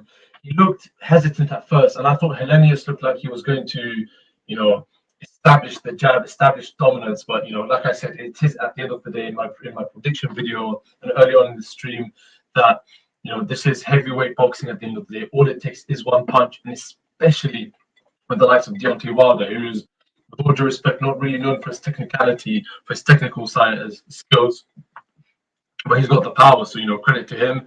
A valiant effort, very brave effort by Helenius. I hope he does recover well, and I hope all fighters from all the shows that we have had a live watch along today for the for the Mayor Baumgardner, for the Shields Marshall fight, for the Haney Kambosos fight, and for the Wilder Helenius fight, and even some of the undercards that we weren't able to have a live watch along for the Caleb Plant Darrell fight. I hope all these fighters, most importantly, these fighters go home safe to their families. But with an anti-climax, wasn't it? Ultimately, you could say that's what people pay their money here for. They want to see the knockout fights as soon as possible. That's what people pay for. But yeah. I mean, let me know what you guys thought. How do you guys feel knowing that the knockout happened so early? Guys, let me know in the comments down below right now. What do you think of this quick knockout? How do you feel? Are you entertained? Are you kind of upset? Is it anticlimactic? Was it, sorry, a bit of an anticlimax? Was it, expected? Where do you think Wilder goes now? Where do you think Helenius goes now? Where do you think all these fighters that we've seen today go now?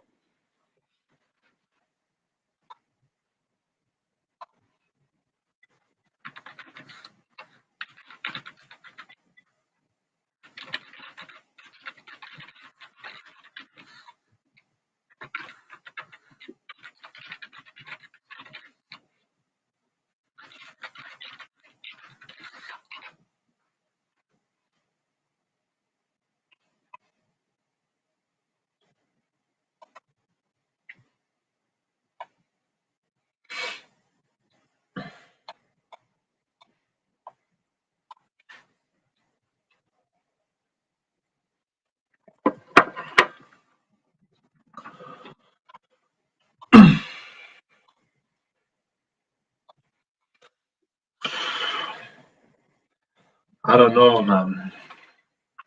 It's interesting to see the heavyweight division. I mean, I think Wilder probably saw this as a potential tune-up fight. Whereas based on Helenius' last performances against Karnaki, I think Helenius posed. I think he posed a genuine, he could pose a genuine problem to Wilder. Could have posed a genuine problem to Wilder. I mean, most heavyweights, to be fair, can pose a genuine problem to Wilder.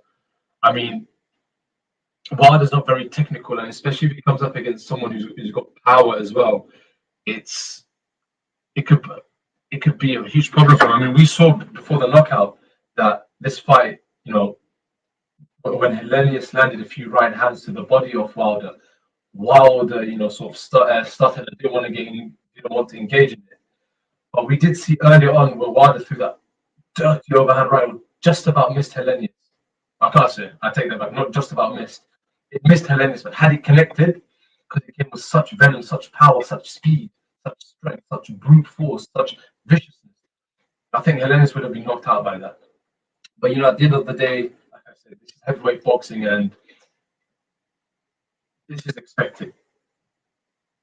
So credit to both fighters. It takes different caliber of a person to step into the ring, and I hope both fighters go home to their families well, and I hope both fighters have an onward trajectory for their career.